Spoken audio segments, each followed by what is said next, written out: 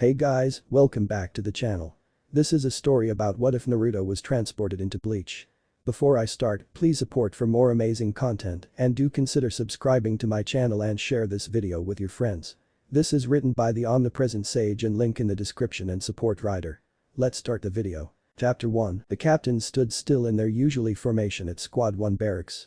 After Aizen's betrayal, they had been informed that a member of the Royal Guard was to come to the Sirte. The Seitetsu had been the one to inform the rest of the captains of this message. He had informed them to all be present. Everyone was present, he was not accepting any absence from his captains for this meeting. It was important because a member of the Royal Guard was to come. It was not every day that the member of a Royal Guard came into the Sirte.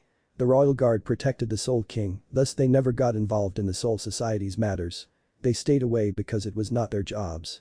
But their jobs was to protect the Soul King. The Gate 13 was charged with protecting and making sure that Soul Society was a safe place for the souls within the Spirit World. Amongst the captains was former captain of the 2nd Division and commander-in-chief of the Covert Corps and head of the Shihoin clan, Yoruichi. Yamamoto had called her to come after seeing her at the execution grounds. She was the one who had communication with Urahara Kisuke. The man was a creator of the very same thing Aizen had stolen from Rukia's soul. Her presence was required as she would relay whatever happened to Urahara. He would have to help them out because he was the creator of the Heijaku. They had no knowledge of it, so it was necessary that he be involved. Yoruichi had been involved herself because she too had been fighting against Aizen. She could be counted as an ally as she was not an enemy. He was taking advantage of the fact that Central 46 was not operational as of now. Had they been operating, he would never have done something like this. They would have surely gone against the idea. Or perhaps even call for her execution because of her involvement with Urahara. But this was not that time. Urahara would certainly be of use. Aizen was proving to be a bigger threat to Soul Society. But to him, he was but a mere child that needed to be punished for misbehaving. He could count that the former captain was a threat though. His alliance with their mortal enemies, Hollows, did not good. Yamamoto sighed, he was having a bad feeling about this. Something was just not right. Surely by now the Soul King was aware of the situation. But his Royal Guard was never involved in their matters. They always left them to handle things as it was their duty. But now they seemed to be getting involved. He could not think of any good reason why they would announce their coming just after Aizen's betrayal. He wished he knew really what they wanted. It was not long before music invaded their ears and a tall black-haired woman entered the meeting hall. Beside her was a black coffin that was locked with multiple thick gold chains. The coffin was floating in the air by the woman. As soon as Yamamoto saw the coffin, his eyes opened slightly. One could clearly see his eyes and that he was in shock. The look lasted for a few moments though. He was not the only who had wide eyes. The senior captains, Unohana, Kairaku and Yukitake, also had wide eyes. But like Yamamoto, the look only lasted for a few moments. Yoruichi was quick to notice this fact. Whoever was sealed in the coffin, those four knew who it was. She had no clue who it was. Never had she seen a coffin like that before. She could tell that whatever was holding it was some serious kiddo. The black-haired woman stopped playing her music and stopped walking. In a loud bang, the coffin beside her hit the floor. Before she could say anything, Yamamoto was first to speak in a hardened voice. "Shutara, what is the meaning of this?" He asked, his eyes narrowing at the black coffin. His gut had been right. He was certainly not seeing this coming. If he were having his way, he would have done anything to make sure that he never saw the coffin again. Shutara kept a straight face as she replied. "I was told to bring him back," she said in an even tone. "I don't see why he should be brought back. We can handle Aizen without him and I don't think he would even be willing to help," Yamamoto said, keeping his tone hard. "I have no doubt you can handle the traitor, Seitetsu," Shutara said. "But these are orders from the Soul King." "I see," Yamamoto said. It was final, if it was orders from the Soul King, then he could do nothing about it. His orders were absolute. He could not go against them. "Still, I would have wished he was kept there," he said, voicing out his thoughts. "Hamon Yamajiji," Kairaku stated with a small smile. "It will be back to see him again. It has been long since we last saw him." Yukitake nodded, "Yes, it has been long. I wonder though, how things will pan out." Unohana decided to keep quiet despite knowing him that was inside the black coffin. There was certainly no need for her to say anything. If the Soul King has deemed it worthy that he be released then she would be content with it. "Have you two forgotten how he ended up in that coffin?" Yamamoto asked seriously at his two students. "We have not forgotten," Kairaku said. "But I think he would have forgotten about it." Uritsuchi, 12th Division captain's eyes twitched. They were saying stuff about him and this, but they were not saying who he was. It was annoying to hear them speak like that. "Who is he?" he asked, voicing out his thoughts. "I am also interested in who he is," Captain Hitsugaya said with a nod. He had already recovered from his fatal wound, but he was not fully recovered. So far you four, the oldest here, seem to know who is inside that coffin, but you have not said name or who he is." The other captains nodded in agreement. They were also curious as to who he was. They had never heard anything about the black coffin. But considering that it came with a royal guard, it had to mean that it was residing in the Soul King's dimension. Yamamoto sighed and closed his eyes. He opened one and looked at Unohana. She was quiet. He did not think she would be quiet seeing his coffin. They had been friends before he was sealed. He looked back at Shutara. He wondered what was going inside her head with him about to be released. All info about him had been closely guarded. He was not commonly known. Only a few knew of him. Every record about him in public hold was erased after he was sealed. He never thought he would be standing here trying to explain who he was. "You will be told who he is after Shutara does what she has to do," Yamamoto said finally. For the first time, Shutara smiled. "Would you be able to break the seal on your own?" Yamamoto asked. Shutara nodded. "It was been broken by the Soul King before I came here. There is only one layer holding it. The reason he has not broken out yet is because he is currently in deep sleep and won't awaken until the seal is fully broken." She explained what she had been told. The Soul King had broken the seal himself, given that it was his seal. "Be on guard. I don't know what he might try to do after he awakens," the Seitetsu stated firmly. He certainly did not know how he would react after being released. It had been a long time since he was sealed. He was not going to take any chances with him. Shutara turned to face the coffin before performing a small ritual in breaking the last layer of the seal. It required much of her Reiatsu to do so. But it did not take long for her to finish her ritual. As soon as the coffin was opened, a massive wave of Reiatsu hit around the atmosphere. The spiritual pressure was dark and potent. Anyone less than a captain would have surely been knocked down by it. Some few less experienced captains were having trouble standing up from the pressure. It was dark and potent, unlike anything they had ever felt before. Zaraki Kenpachi only grinned in excitement. Such Reiatsu only reminded his love for a battle. Someone of this spiritual pressure would certainly give him a good and enjoyable fight. He had been craving for one recently. But there seemed to be no one there to offer him the good fight. The Reiatsu was also foreign. It did not feel like it belonged to a hollow or a Shinigami. It was unlike anything some had ever felt before. Judging from the Reiatsu, they could not tell what sort of creature was being released. Just as it had appeared, the Reiatsu disappeared like it was never there. They could no longer feel it, not even a trace of it was left. Because the explosion of Reiatsu died down, it cleared the view for them to see what was sealed inside the black coffin. It was a man. He was fair-skinned and had sun-kissed blonde hair reaching down his waist. It was odd given that some had never seen hair of that bright. They had seen blonde before, but just not so bright and long. The man was wearing black pants and a long red coat with high collars.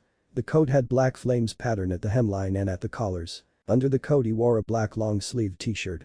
That t-shirt clearly framed his chest and left some of his chest just below his neck partly visible. There was no sword on him, but he had a red sash on his waist. Shutara was still standing in front of the coffin in anticipation. She had a small smile on her face as she waited for him to awaken. She thought he was taking time to do so. She could not wait to look into his eyes once more. Suddenly, the man's eyes snapped open. They were the oddest thing the younger captains had ever seen. His eyes were blood red with 6 blades in each. The blades seemed to be spinning in opposite directions per eye. They stopped suddenly, and the man's body moved out of the coffin. The captains were on guard because they did not know how we would react. They had their hands on their swords, except for Shutara, Unohana, Kairaku and Yukitake. They were on guard, but did not seem to be ready to draw out their weapons anytime soon. They were all sporting smiles, friendly smiles. Still, no Reiatsu could be sensed from the man. There was just nothing from him. If one could not see him, one could believe that he was not there. It was quite frankly scary as one could not sense anything from him. The blonde man stopped just inches away from Shutara. She was about an inch taller than him. He stared into her eyes in an expressionless face. The woman wore a smile the whole time, but began to become nervous as the man simply stared at her for about a minute without a word or his expression changing. It was just blank, just as his eyes were. The rest of the captains simply stayed quiet waiting for the man to say his first words. Although it did not seem like he would be saying anything soon, they would wait for him. The blonde-haired man's hand moved slowly towards Shutara's face. It seemed as if he was not going to do anything. Then he suddenly grabbed her neck and begun to choke the life out of her. Shutara tried to get out of his hold, but she was failing miserably at her attempts.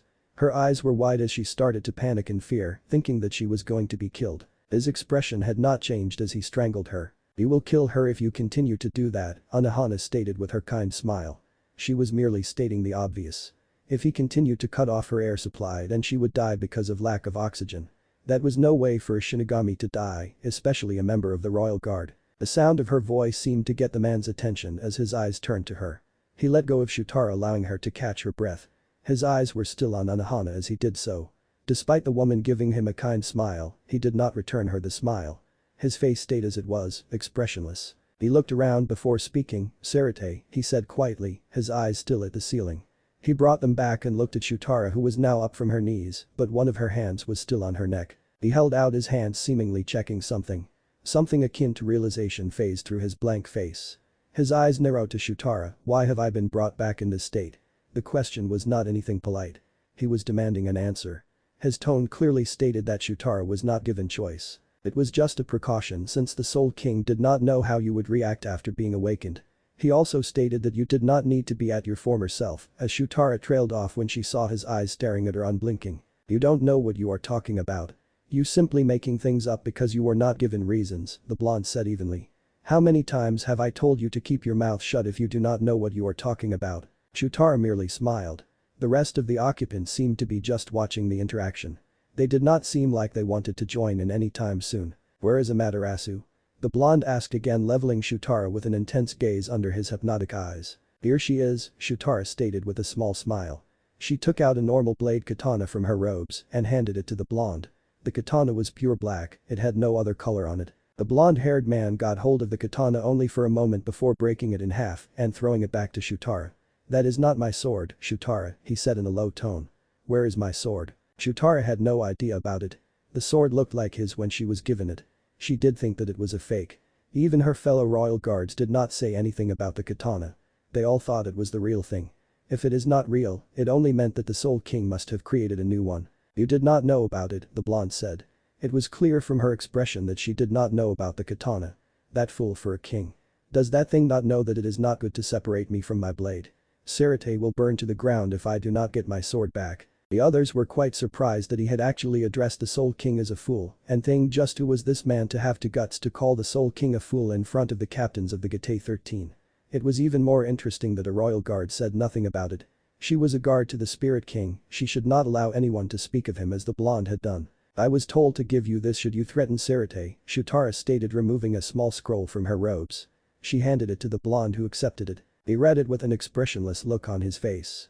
After a minute, the scroll disappeared from existence into thin air. "That paranoid fool is smart. I never thought he would be capable of doing something like this. He brought me back in this state so that he would not face the dangers of separating me with my blade and punishment for my sealing," the blonde stated, not even sounding the slightest bitter about it. "Without my blade I cannot travel to his dimension, nor can I access my Bankai. It is fine though, it is not like I did not expect this. I will get my Zanpakuto back one or the other," he thought. The blonde then held out his right hand and a black sphere of condensed Ryatsu began to form. It was obvious that the technique he was preparing was lethal. This time they could feel the Ryatsu coming from the technique. It felt like hollow. "Are you going to kill her?" Unohana asked with her usually kind smile. She was asking thinking that he wanted to hit Shutara with a technique that seemed like a zero. But she knew it was indeed a zero. The action had every captain on guard. But the blonde simply turned around and blasted the coffin he had been sealed within. When the technique hit the coffin, it vaporized it, leaving nothing behind. "Nonsense, I could never do that unless I am given a reason to do it," the blonde said, looking at Shutara even though he was answering Unohana's question. "Ah, it is good that being sealed for many years has not affected your mind," Unohana stated. "It is good to see that you have not reverted." There was certainly a hidden meaning under those words. Unohana chose not to comment on it though. "Shutara, come closer to me," the blonde-haired man stated. The called woman took a few steps towards him. However, before anything could be said, Yamamoto finally spoke. "Ichiha Naruto," he said, tapping the floor with his staff. He was certainly glad that the man did not have his Zanpakuto. Without his blade, he would be manageable if anything should come. Nevertheless, with him, you could never know. It certainly would not have been wise to awaken him in all his glory. If something like that was done, he would simply cause more trouble than they needed. Having him in his current was at least satisfying. He never showed any of his thoughts to anyone though. Yamamoto's calling of the name now gave the others who did not know him his name. To some the name seemed to click in their heads, but they could not quite catch it. Naruto turned to the Satechu. "Genryusai, you are still alive." There was no surprise in his voice nor his face. "You look pathetic though. I have no doubt you will someday kick the bucket while standing like that," he stated flatly. Yamamoto's eyes twitched as soon as Naruto opened his mouth. Zaraki merely grinned. He certainly liked the blonde style. To call out the Satechu like that took some guts. Even he had never said something like that. However, this man had said it so simply as if he was not even afraid of the old man. You have not changed, Naruto? Kairaku asked his former friend with a smile. Even though he was sealed for nearly 1,000 years, he thought that the man would have changed. Naruto looked at the man. You have become old Shunsui, he said before turning to Yuki-take. You look frail Jashiro. It is as if a mere punch from your sensei will be enough to erase your existence. Yuki-take merely smiled, taking no offense in the words. You look young, he said. Certainly, Naruto looked a lot younger than him and Kairaku. However, it was not the case. Naruto was slightly older than both them, and yet he still looked like he was around Byakuya's age. Naruto turned back to Shutara. Follow me, he said and disappeared. With a single glance to Unohana, Shutara also disappeared. Somewhere in Sirte. How long has it been? Naruto asked quietly as he sat down on top of a roof in one of the random buildings in Sirte. Shutara had just appeared beside him. 950 years, 8 months, she answered, sitting close by Naruto. She seemed happy to see the man, if the warm smile on her face was any indication. That long, Naruto said, looking at the skies. It certainly has changed around here, he said while his eyes were still staring at the sky. He was not even looking around him to make that comment. He could feel that most things have changed around the atmosphere. Yes, it has, Shutara agreed with a nod. Well, it has been almost 1,000 years. A world like this is bound to change over those years. I guess you are right. Naruto looked away from the sky and placed his right hand under his chin. Why have I been brought back? 3 of the Gate 13 captains have turned traitors and joined the Hollows. They also have something powerful called the Hijaku. I don't know much about it. But I don't think that it's something that the remaining captains can't handle, Shutara explained. It was curious because Yamamoto was still just as powerful. He could take on anyone. Sure, the traitors were still a threat, but there was still Unohana, Kairaku and Yuki-take and Yamamoto. The 4 of them were far powerful than the rest of the captains. They could surely deal with the current problem. Naruto took a thoughtful look for a moment before speaking. No, that does not seem to be the case, he said, surprising Shutara. Awakening me is a risk on its own. You also cannot guarantee that this will pique my interest enough to even take part. Oh, there was that part, Shutara thought. There was indeed no guarantee that Naruto would even take part in the battle against the traitors. Given the fact that they had sealed him, he could simply refuse to take part in the battle. If the situation was troubling, the Soul King could have found a way to handle him other than taking away his Zanpakuto. She did think that he had done more than just to take away his Zanpakuto. That thing could no longer suppress me any longer, Naruto said impassively. Suppress you? The first time I was sealed, I escaped. But the second time I could not escape because the seal was stronger, but eventually I would break free. When you moved me into the other dimension, that thing used its power to suppress me and force me to sleep. How did you escape the first seal anyway? And what do you mean that the Soul King forced you to sleep? Isn't that anyone who is sealed automatically put in a suspended death sentence? Shutara questioned, looking at Naruto inventively. Naruto narrowed his eyes at her for a second before looking away. I was not weak for being sealed by such a pathetic seal. My Reiatsu is also potent, which made it impossible for me to sleep. It kept fluctuating inside the coffin trying to find a way out. When that thing used its power to suppress my Reiatsu, I was able to sleep. He also ensured that I could not escape. Shutara nodded. So you were awakened because the Soul King could no longer suppress you. Naruto nodded. This was also the best way to manage me, he said. Are you going back to that thing? Shutara looked down, unable to face him as she answered, yes. As much as she wanted to stay, she had a job to do, a job she had sworn with her life that she would do until her body could no longer allow her to do so. I was thinking we could catch up before I go away, she said again to face Naruto, realizing that he was now on his feet. When she did, she smiled sadly, looking at him. You are not going to allow me, she said. Naruto kept his expression impassive and bent towards her.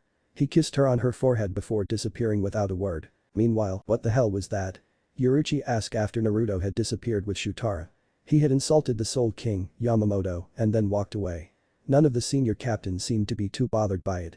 It was as if they were used to hearing him say something like it. Genius, I don't know, why did you allow that man to be so disrespectful towards you and the Soul King? Kamamura asked in his respectful tone. He had always respected the Seitetsu. He did not appreciate when someone did not do the same. It is not a question of whether he allowed it or not. The truth is, he just could not do anything about it, Kairaku stated nonchalantly. This surprised many. The Seitetsu could not do anything. Just who was that man? Who was he to act the way he did and still get away with it, not because the Seitetsu allowed him to go unpunished, but because he just could not do anything. Yamamoto hit the floor with his staff, silencing everyone. Enough. He said in an even tone, quieting the murmurs that had begun. You will be told more about Uchiha Naruto in the next days, Yamamoto stated in a stern tone, leaving no room for argument. For now, go back to your squads. Dismissed. He looked at Yoruichi. "You stay," he said. After all the captains had left, he spoke, "You will have Urahara Kisuke here in 3 days. He knows more about the Hijaku than anyone else here." His tone was even. Yoruichi merely nodded. "Do not fear anything," Yamamoto said, earning a surprised look from Yoruichi. But the Satachu did not dwell on it, he dismissed her without any further word. The goddess of Flash wondered what the old man meant. He was not the one to show pity. Still, she hoped that Sarate did not plan anything against Kisuke. They needed him though.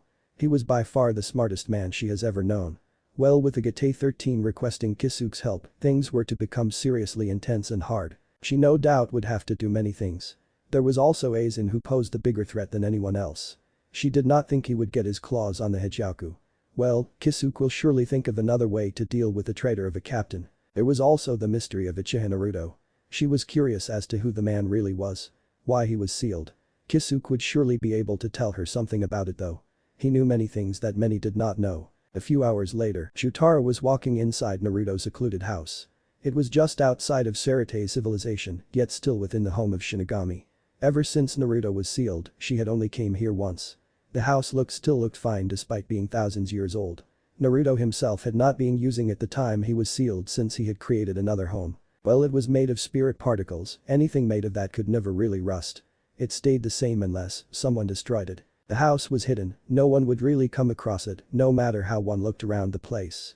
Naruto had created it at this location because he disliked living with the rest of the other Shinigami. A place like this was also comfortable for him. He had all the privacy he needed. Shutara opened the door and entered the house. She did not think that Naruto would be here. He was probably out of Sarate by now.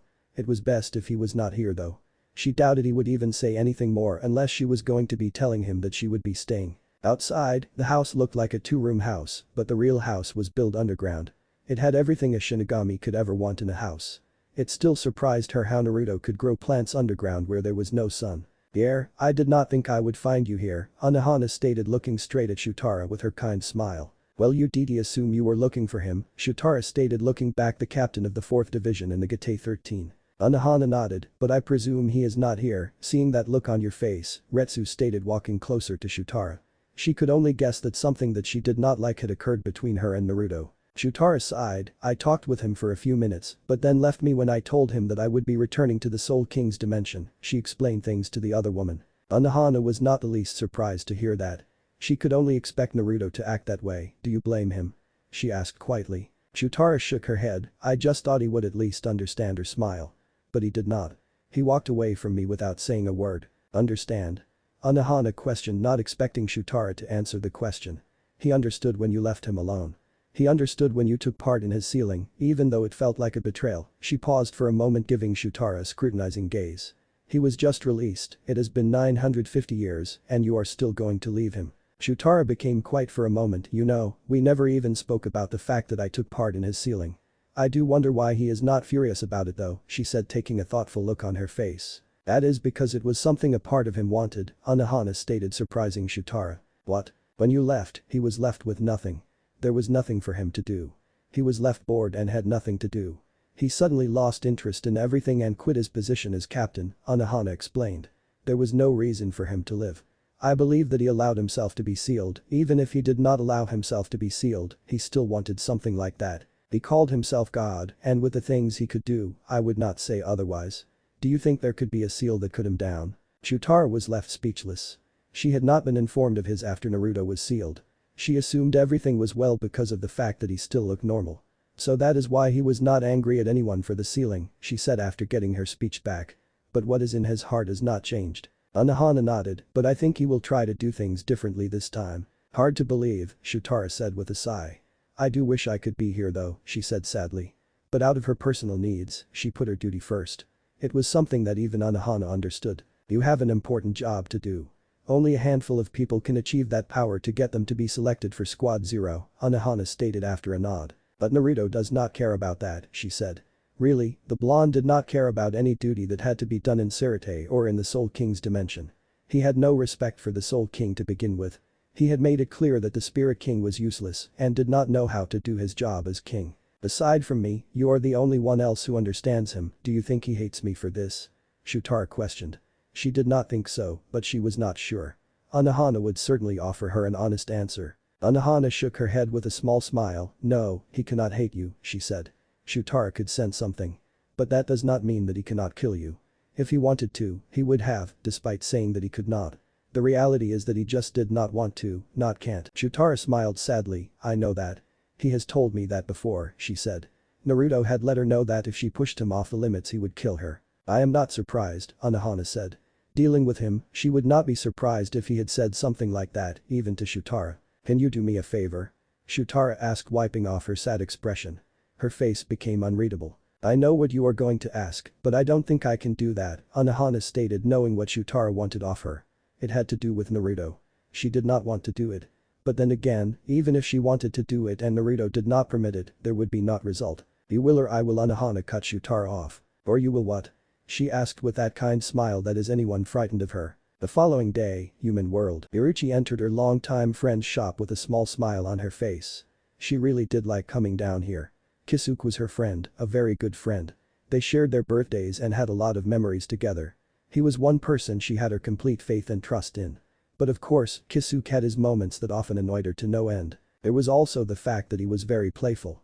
She too was playful, but Kisuke often showed his personality in some matters that did not call for it. Well, it was that personality that kept him as he was.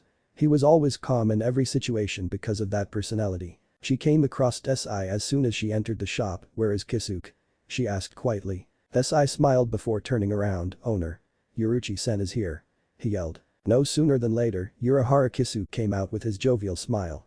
He waved his hand fan in front of his face, hiding his smile. Yoruichi, it is nice to see you, he said happily. Yoruichi refused to say anything and walked towards a room they could speak. Kisuke followed her from behind. Upon reaching the designated room, both sat down. I thought you were going to return along with Ichigo and his friends, Urahara stated. Imagine my surprise when Ichigo tells me that you would return alone at a later date. Since Soul Society was willing to allow Ichigo and his friends to go, Yoruichi had not bothered to return to here. There was also the fact that the captain commander had requested that she stay behind. She also had personal matters she had to solve with Soifon. Did Ichigo tell you everything? Yoruichi asked. He only told me that Rukia was saved, that is what he had gone to Soul Society for, and his major battles. I did not question him about anything else because he would not explain things the way you would, Urahara answered in a rare slight serious tone. But he did fill me on the fact that Aizen got my Hijaku and was scary strong, he finished looking at his friend calmly. Yoruichi nodded. Yes, he did get it. He also slaughtered Central 46 and had been the one to make decisions for some time, now even the one concerning Rukia. He ordered her execution just so he could get his hands on the Hijaku. She then went to tell Kisuke everything she had witnessed. She told him of the fact that Aizen had not been working alone, but with Ichimari Jin and Kanam Tausen. Urahara was not surprised to hear that Aizen had not been working alone. He had known about it already. He knew before he even left Soul Society. He was surprised though when he was told that the man had joined the Hollows. If he had joined the Hollows, it meant that he would be having some strong Hollows under his control. Even weak Hollows could become a great threat if they are under the control of a man with a mind like Aizen. There was no doubt about that given the kind of man Aizen was. So that is what happened, Yoruichi said after concluding what she had witnessed. I did not think that he would get it, Urahara stated. Charging by his voice and look on his face, he did not seem to be too bothered by it. Neither did I, but he did. Well, I will have to begin work on how to deal with this, Kisuke said, becoming happy of all of a sudden. Before I forget, the Seitetsu requested that you be in Soul Society in 2 days. I see, Urahara breathed out, not even seeming alarmed by the call. Well, I guess this is expected, he said. There is something else, someone rather, this picked up Urahara's interests. There was a man named Uchiha Naruto that was brought by Shutara, a member of Squad 0. He had been sealed for many years, I don't know how many. Uchiha Naruto, you say, Urahara said, his face adopting a serious look for a second. Certainly, there was no one else with those names, it had to be him. Yes, do you know him? He called the Seitetsu pathetic and insulted his age, he called the Soul King a thing and a fool. He did so in front of the captains without fear, the goddess of Flash explained. I see. So you must be asking yourself questions, who is he to insult the Seitetsu? Who is he to call the Soul King a fool? Why didn't the Seitetsu do anything when he did so? Why was he sealed in the first place? Yoruichi nodded. Urahara smiled. I can only tell you that Uchiha Naruto is the one who inspired both Aizen and I to create the Hijaku. And that he was the captain of the 5th squad for some time, he stated. You are going to tell me more than that, Kisuke. Don't worry, the captain commander will tell everything. So far, anything about him has been heavily hidden and restricted. Meeting day. Yamamoto looked at his subordinates, they were all present. He had thought that Yukitake would not come because of his health issues. Mostly, his illness made it impossible to come at the meetings. During these days, his illness had become more troubling. It stood in the way of most of his activities. He wished that his student would live long enough before he died. But the sickness was getting to him. It even acted up while he was fighting. At least Yukitake was not weak. If he was, it would have caused his premature death. His guest was also present at the meeting. He had thought that the man may perhaps refuse to come because of his history with the Soul Society. But he was glad that he had decided to come. The info he would offer them would certainly become useful for them when dealing the Aizen. They had to know as much as they could about the Hijaku. So far, he knew nothing about it. But Urahara, being the creator, had much information about it. He also was taking a chance with the man because Urahara had been banished from Soul Society by Central 46. They would certainly not be pleased to know that the man they once banished was walking around in Soul Society with a huge smile on his face. It was good that they were not there since Aizen had slaughtered them. But he was sure in the few days more members would be selected and they would return to ruling. He had been unable to find Naruto. He had sent some of his subordinates to search for the man, but all the searches had been unfruitful. It was hard when the man's Ryatsu could not be sensed by anyone else. Even he could not sense the man's Ryatsu no matter how hard he tried. It was not always like that, he once could sense, as everybody could. However, when he became even more powerful, no one was able to sense his Ryatsu. He had stopped searching, though. He figured that when that man had stopped doing whatever that he was doing, he would show himself. He hated dealing with Naruto because of it. He could never tell where he was or what he was doing unless Naruto himself bothered to inform him. Dealing with that man, he knew that not everything was under his control. There was a good thing about his unsealing though, he was not as powerful as he was. He did not even have his precious Anpaktu. This meant that he would not be able to use his Bankai and never reach his full power.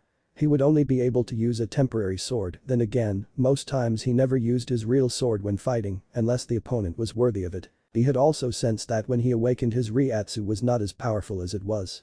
It was still powerful, but not as powerful as the old days. He had sensed it when Naruto's Ryatsu had exploded the time he awoke. All this spelled good thing to him. This way, Naruto would be more manageable as he won't cause much more destruction. Since everyone is here, let us begin with the meeting. Yamamoto said with a firm tone. Why is this man here? Kuretsuchi blurted out, finally unable to contain himself. He never liked Urahara Kisuke. Soifan also seemed to agree with him. She too did not like the lazy bastard. He had been the one to take away her Yoruichi-sama from her. She could never like or forgive that man for it. I called him here, Yamamoto answered evenly. This shut up the 12th squad captain. But it did not stop him from giving Urahara a slight glare. It was frustrating when the man merely smiled at him as if he was not bothered by his glare. Nothing much had changed from what Urahara could see. There was no one in the meeting he did not know. He knew all the captains, some from personal experiences, some because well he knew them. He was a curious person after all. Knowing as much about his former home was not out of the question for him. Despite also being banished, he would never want this place to be destroyed. He may never return to take his duties as captain, but he would help whenever he could. Soul Society had been his home after all. Urahara Kisuke will share with us your knowledge of the Hijaku. Yamamoto said, getting the meeting underway. It may have sounded like a question, but Urahara knew that it was no question. He was being instructed to tell everything about the Hijaku. It appears that he has not changed a bit, Urahara thought. When I created the Hijaku, I was trying to find a way to. Urahara explained the origins of the Hijaku to everyone at the meeting, as well as its purpose, why he had created it. He told them of what it could do based on what he has seen it do, that is. Yamamoto stroked his beard as he absorbed Urahara's information. I see, he said finally. Is it working now? Urahara shook his head. No, when I hid it inside Kichiki-san's soul it was in its slumber. It won't be long it awakens though, he said. We have time to figure out Aizen's plans, Yamamoto stated. You will work with Captain Kuretsuchi in uncovering what Aizen plans to do with the hollows. You will also have Yukitake and Shunsui to help you in the search. Is there going to be a problem? No, not at all, Urahara answered, keeping his smile. Good, Yamamoto stated. We will have to deal with the vacant posts left behind by Aizen and his subordinates. But as of now, there is no one suitable to be captains. We will leave them as they are, for now. That is, unless anyone suggests that someone is worthy of the position of captain to fill in the vacant posts. The captains shook their heads. In the current Shinigami they had, there was no one strong enough to be given a chance to become captain. This meant that the lieutenants will be charged with taking care of some duties their captains normally did. The other duties will be filled in by volunteers. Hamamura volunteered to carry Tausen's squad until a captain was found. Captain Hitsugaya took Jin's squad. The only squad that was left without a caretaker was the 5th squad, Aizen's division. No one seemed to be willing to take care of it until a replacement is found. I have someone in mind to take care of the 5th squad, Yamamoto said. But he was not about to elaborate anything further on that matter. I believe it is time we are informed of just who Uchiha Naruto is, a stoic Ichiki Byakuya stated, earning nods from some of the captains who were in the dark like him. Yamamoto sighed inwardly. He really did not like talking about that man. Uchiha Naruto appeared around 2600 years ago. Nobody knew where he came from, he never told anyone. He was just about 165 years old when I came across him. He was by no means a normal child. He was in a secluded place when I found him because souls around him died because of his spiritual pressure. 2000 years ago, I came across him again and he was holding Amaterasu. He had just finished killing about 100 Shinigami. When I questioned him about it, he merely stated that they were trash. I found that they were corrupt Shinigami, that was why he had killed them. Because I had taken an interest in him, I let him go but kept monitoring him. So he is at around the same age as Kairaku and Yukitake, Urahara thought. He had not seen him, but by the surprised looks on some captains, he could confirm Yoruichi's words when she said he looked young, even younger than him. I recruited him and trained him along with Yukitake and Shunsui around 1800 years ago. He was willing to do so because of his loneliness. He had grown up lonely because of his power. He became lively and good friends with my other 2 students. He was by far the better students than those 2. After some years, he changed as his had grown to levels I could not have imagined. However, he changed after that. His growth was not stopping. He never used his Zanpakuto when fighting hollows or other Shinigami. He only drew out his blade when he was fighting a captain-class opponent. After 100 years, he disappeared for 600 years. When he came back 1200 years ago, that was around the time I had founded the Gate 13. As I have said, he became before Shunsui and Yukitake.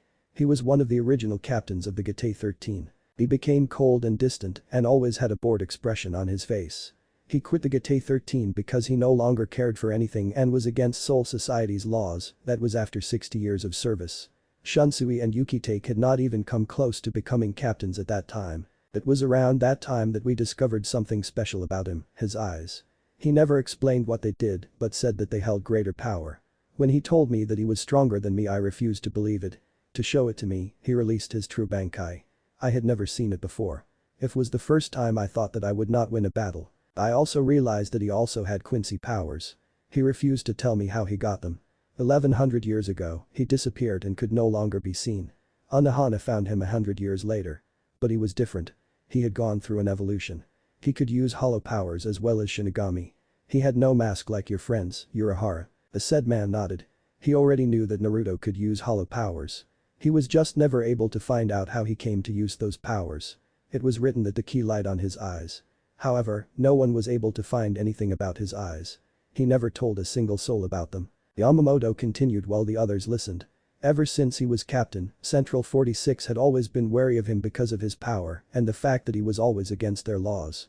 However, because no one was fully able to tell how powerful he was, they did not do anything. When I fought him under the orders of Central 46, he absorbed Ryuujin Jaka's flames that could turn Sirite into ruins. His own Zanpakuto was an element type. Its flames were powerful enough to stop mine. When he absorbed the flames, he gained the younger look he has now and his spiritual pressure disappeared.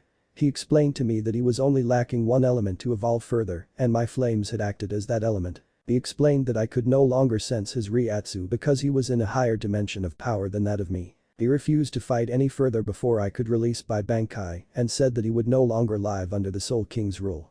He would become the Spirit God. Central 46 wanted to send all the captains to kill him, but the Spirit King forbade it. During the Quincy War, he simply watched and refused to take part in it. He said that it was of no interest to him. This pushed the Soul King to act. There was also the fact that he kept disappearing without a trace. He had also demonstrated that he could do things that no one could do.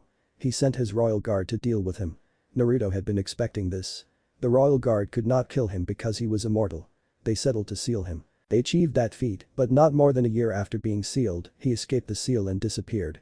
It was not the first time he had done it. We later discovered that he had gone to his own dimension, the dimension of the Soul God as he called it. He always went to the dimension when he disappeared. The royal guard came back with means to open a portal towards the dimension. They were blessed with some of the Soul King's power.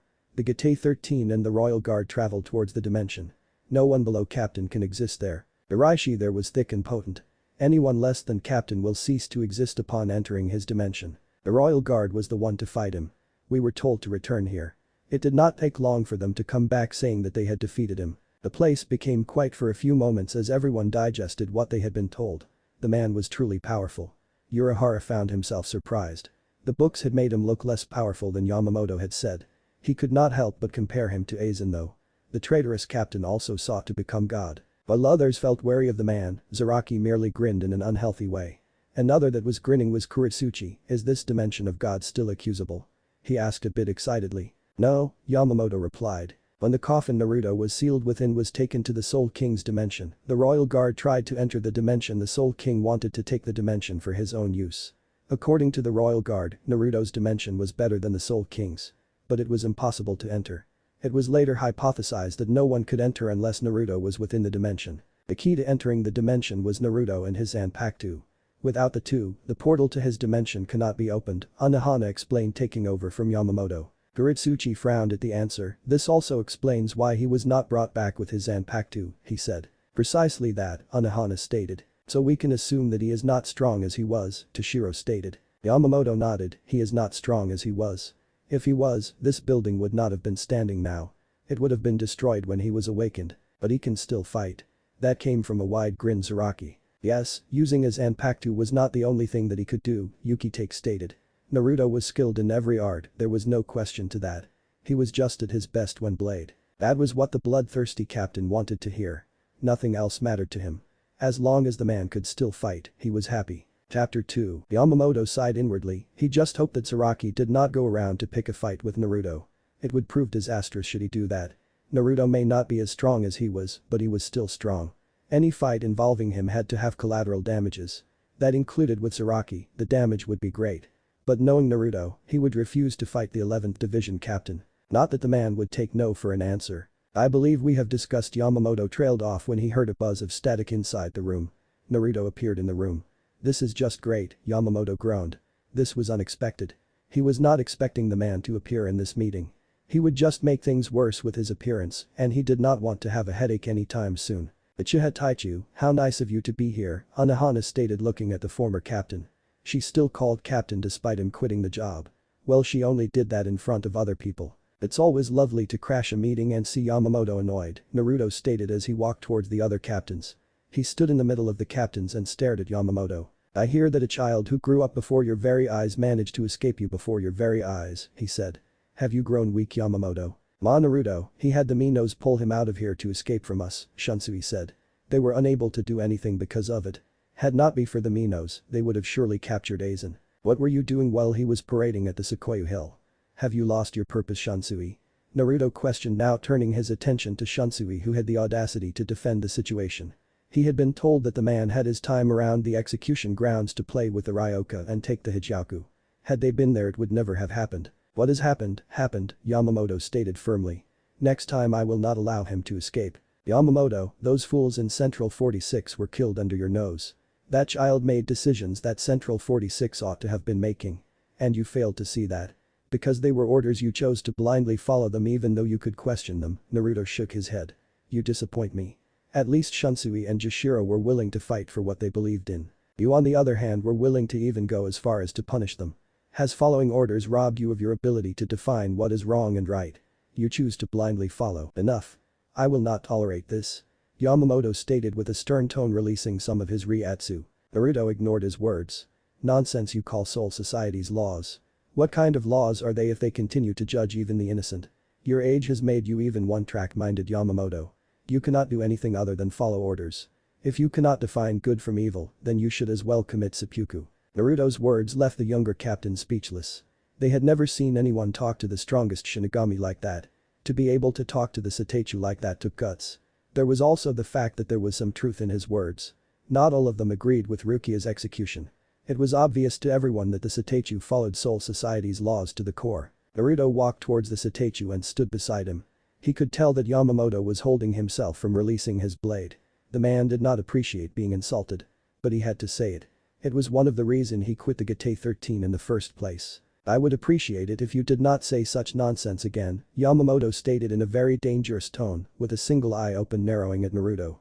Naruto said nothing though. The seat of the 5th division is open, will you take it? No, Naruto answered, again shocking everyone.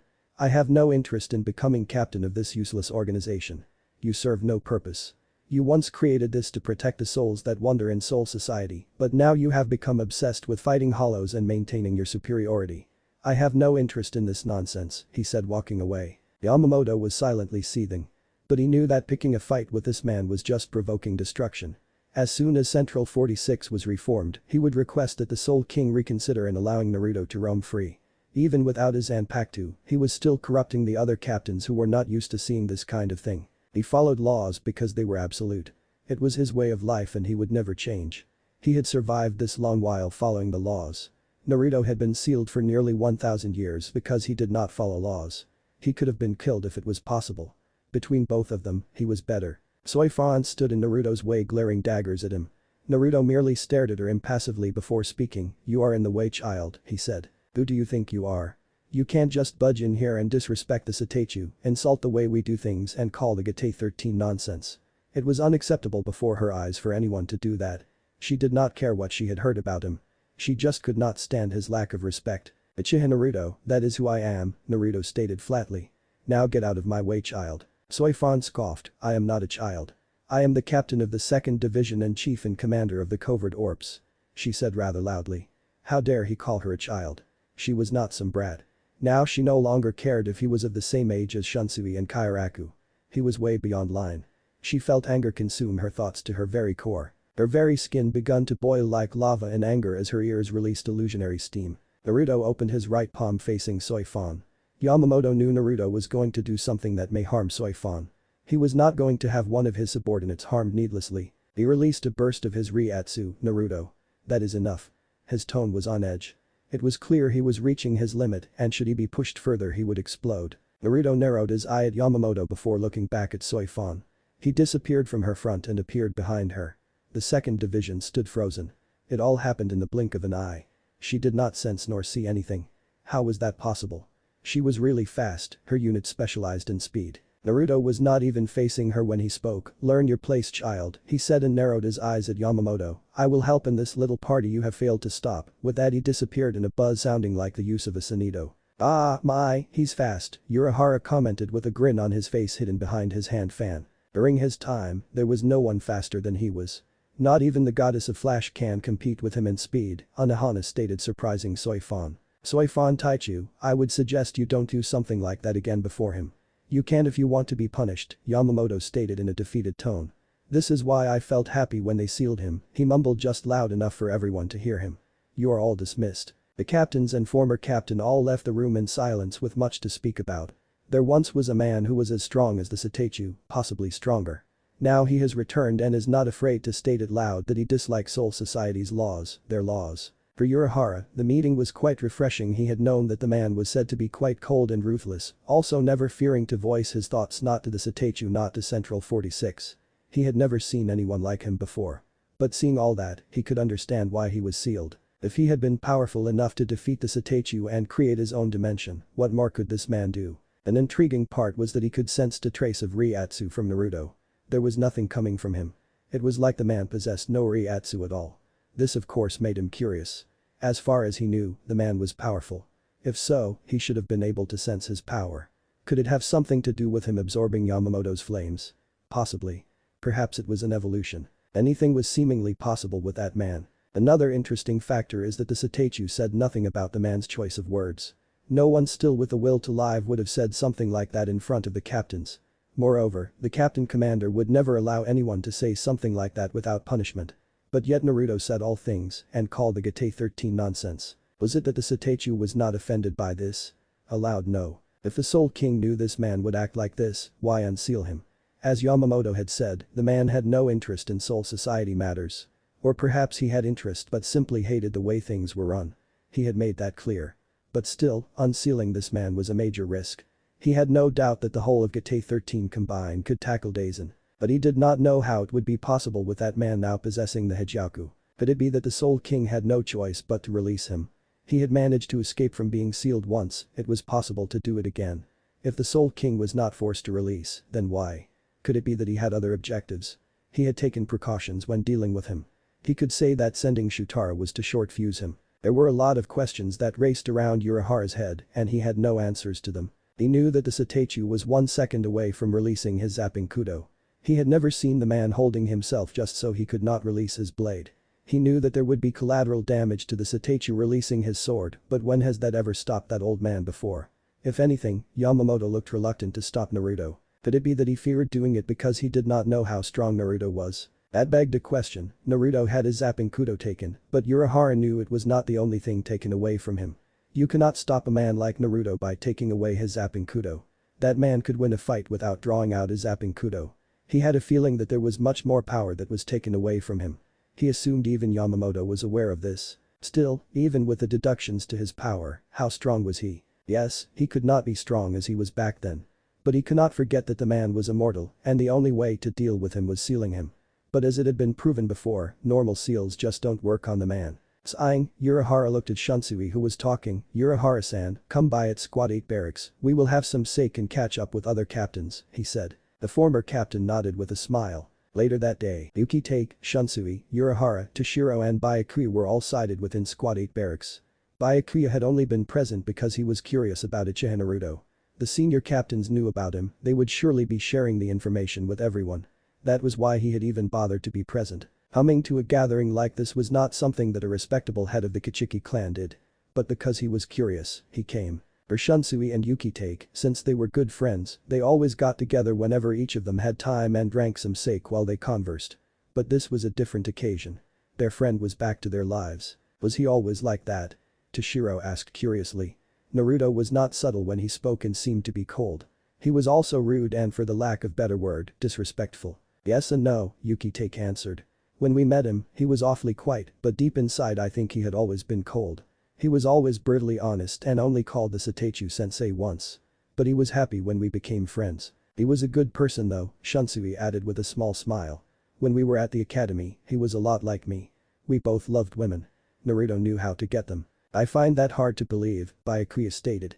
It was really hard to believe that such a man they had seen had been a womanizer before. He looked nothing like it. He seemed to be all about business and not taking any nonsense. It is not that hard to believe, Yuki-take said. Naruto lived much of his life alone. When Genusai-sensei took him, he was given a chance to start afresh. To make up for all his loneliness he suffered in the past, he chose to always have a woman beside him, he explained. Before the former captain left the academy, he was always with a girl, always. He never seemed to get tired of them. Was it fear of being lonely again that compelled him to seek out women? Urahara asked, particularly to no one. Might have been, Shunsui said with a shrug. But that all changed when he left the academy. There was little he cared for when he was at the academy. Before he left, he stopped caring about everything, even our friendship, he said rather sadly. But smiled nonetheless as something came into his head. Do you know that he once had an affair with Unohana Taichu? Ha! Urahara grinned. Was it serious? This was definitely gold. He could never have guessed that Unohana would have a physical affair with anyone. No, Yuki-take answered, shaking his head. He looked at his friend, Shunsui, as the man took a sip of his sake. Friends? Yes. But it was not serious. Unohana just understood Naruto better than anyone else. If any of you still like to be alive, you won't tell anyone about this, Shunsui said. The man cringed knowing how scary Unohana could be. She was sometimes even scarier than the captain commander. Just how strong was he? Toshiro asked a question that he felt comfortable with. The subject the men were discussing did not suit him at all. Scary strong, Shunsui stated rather seriously. He became captain by showing a fake Bankai while he hid his true Bankai. The only time he would release his Shikai when fighting would be when he was dueling Yamajiji or me and Yuki-take. It still was a mystery to him how the man could become that powerful. When he was smiling, he never looked power. He was but a friendly person. That was until his power grew to higher propositions. When his Reiatsu could still be sensed, Hitsugaya Taichu, you would not be able to stand before him. His spiritual pressure would paralyze you, Yuki-take stated looking at the younger captain. The youngest captain in the Gate 13. Looking at the boy, Yuki-take knew that in years to come, Toshiro would grow even stronger than he was now. But someone like Naruto would never recognize him as captain until then. When anyone was weaker than him, he or she would be treated as such. Perhaps the only person who ever respected was Yamamoto. But he along with Unohana and Shunsui were also respected in much aspect. Yamamoto was powerful and was always following orders would be probably why he insults him so much. They got along when Yamamoto was training them, but when Naruto's power grew, he changed. Still Yuki-take never faulted the man. On the contrary, he admired him. Naruto stood strong to beliefs, never wavering unlike most people. When something was wrong, he was not afraid to say that it was wrong. He and Shunsui had learned that from him. Even when sometimes Naruto did take things to wider propositions, he never did anything he deemed as wrong. And in his eyes, he was mostly right to challenge Soul Society's laws. Some laws were just unfair and unjust. He could never understand them. Naruto was there always to point that out and refused to follow them. Well, he could never agree with that Naruto did when he proclaimed himself as the god of Soul Society because the Soul King was not doing a good job. He had to say that even he himself was ashamed of the fact that the Gate 13 did not do enough. Souls were suffering in the Ringoki. But they did nothing about that. Naruto was right, they had become so obsessed with fighting hollows that nothing else matters. It was not that Naruto actually cared for the souls in the Ringoki. He was merely stating a fault in the Gate 13. The souls in the Ringoki actually feared and hated Shinigami. They were not viewed as the protectors they were supposed to be. No, they were the monster, the oppressors. Most Shinigami never went to the Ringoki to investigate crime and other things. They only went there when there was a hollow scene. They had become so one-track minded that anything other than a hollow or a Shinigami was not a threat or just did not matter. That's strong, huh? Toshiro asked, not knowing what to believe. He did not actually think that anyone would be able to defeat the Seitetsu. But the man himself had stated it that he could be defeated by Naruto. If he could not even stand the man's spiritual pressure, how could he fight the man? The Seitetsu said his Zappankudo was an element type, fire. How strong were they? Byakuya asked curiously. This was turning out to be better than he had thought. He was getting much more information than first thought. Very strong if they could stand Yamajiji's flames. Naruto himself did say that the flames were not in the true form or power when his sword was in its Shikai form, Shunsui said. Then again, no one had ever seen his flame's true power since he always hid what he could actually do. They spent hundreds of years with a man and he never told them anything about his eyes. At first, he had merely stated that he was born like that and that there was nothing special about them. For 100 years they believed that. No one even suspected anything about his eyes. He was indeed good at keeping secrets. Not even Yamamoto knew that the Bankai he had used to gain entrance to the Gate 13 was not actually his Bankai but just another ability of his eyes. This of course never made it easy to deal with him because you never knew what to expect with the man. You always had to be cautious, on guard because if you did not, you would be dead in the blink on an eye. He always ended fights easy so not to show much of his abilities. The ability he never hid was that he was faster than anyone. But Yamamoto could actually go toe-on-toe with him in speed, that is unless he pulls another card to increase his speed. What color were they? Black, pure black, Shunsui replied as he took another sip of his sake. He sighed as his sip consumed everything. Well, at least there was still another bottle. It would have been a horror of a night had there been no more sake. Was there anything more special about him? Urahara asked curiously. In all honesty, he was curious. The books he was able to get his hands on never did show much, just a few important facts. But he himself had to go and see the man himself. He wanted to confirm something. His Rinkyaku was special. He never elaborated how and he could manipulate Reishi like Quincy. But his manipulation was far superior. This ability is what led Yamajiji to believe that he had Quincy powers, Shunsui answered with a shrug. Like everything about his power, he never told anyone how that came to be. But everything else went back to his eyes. The problem was that he never confirmed nor denied anything. Urahara nodded. It was quite interesting, intriguing for someone like him who was a scientist. He always wanted to solve mysteries. This was one he would solve one way or the other. Back then he never bothered because the man was sealed, but right now, he was back to the living. This made it easy for him to do a research. He could just go and ask the man about his eyes, but there was a 0% chance that he would get an answer. So he had Quincy, Shinigami and hollow powers, plus his special eyes, Urahara stated with a thoughtful look on his face. If you could have all three powers, there was no way you could not be strong. No wonder the man called himself God. Yes, but for some reason he never used his Quincy powers like the Quincy's used to do. Yamajiji theorized that it was just that he could not even though he could manipulate Reishi. He used his manipulation of spirit particles for other purposes, no one was fully able to tell what. He sure had secrets, Toshiro said. It makes you wonder why he would hide it. I mean most strong beings never actually hide their power. Some show it off in sheer arrogance, some because they believe that no one could really do anything even if they were aware. It is indeed curious, Byakuya stated with a nod agreeing to Captain Hitsugaya's words. The only person in Soul Society who knows more about him than anyone is Unohana Taichu. So that means other than her, nobody knows much about him. Shunsui shook his head. Not at all. Unohana just knows him at a more personal level, so do I, but not as Unohana, he said. When Naruto was still happy they were friends, good friends. Naruto was the one he went to women hunting with. Yukitake was not into that sort of thing. Two things that will never change about him is that he will always be against Soul Society laws and he will never bow to anyone, Yukitake added. Can he be trusted then? He was sealed for nearly 1,000 years after a failed attempt to kill him. Won't he seek revenge? Toshiro questioned in a slight serious tone. Anyone could think as he was, even Byakuya seemed to agree with him. Yukitake and Shunsui merely shared a look and chuckled slightly. Naruto does not hold grudges. He does not do revenge. But his dislike of the Soul King has obviously reached new bounds. That was not good at all. But the Soul King must have known about this. Otherwise he would never have released him. If Naruto does get his Apinkudo back, there surely will be fireworks in the royal palace. And the Seitetsu? He was sent to deal with him once, would not he be angry with him? You are saying that because so far he has been constantly insulting him? The questioner nodded. No, the only reason he would dislike Yamajiji is because he always follows Soul Society's laws even when they are unfair. He once said to Yamajiji, Shinjaku, you are a woman, a wife to Soul Society. A wife does what the husband says, as long as it pleases him. If your husband, Soul Society, tells you he is going to bring his friend for a threesome, you will simply open your legs wide and say as long as it pleases my husband.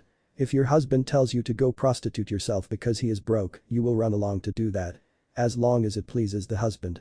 Do not expect me to be a whore for Soul Society because you are one. There was some silence before all four captains burst out manner.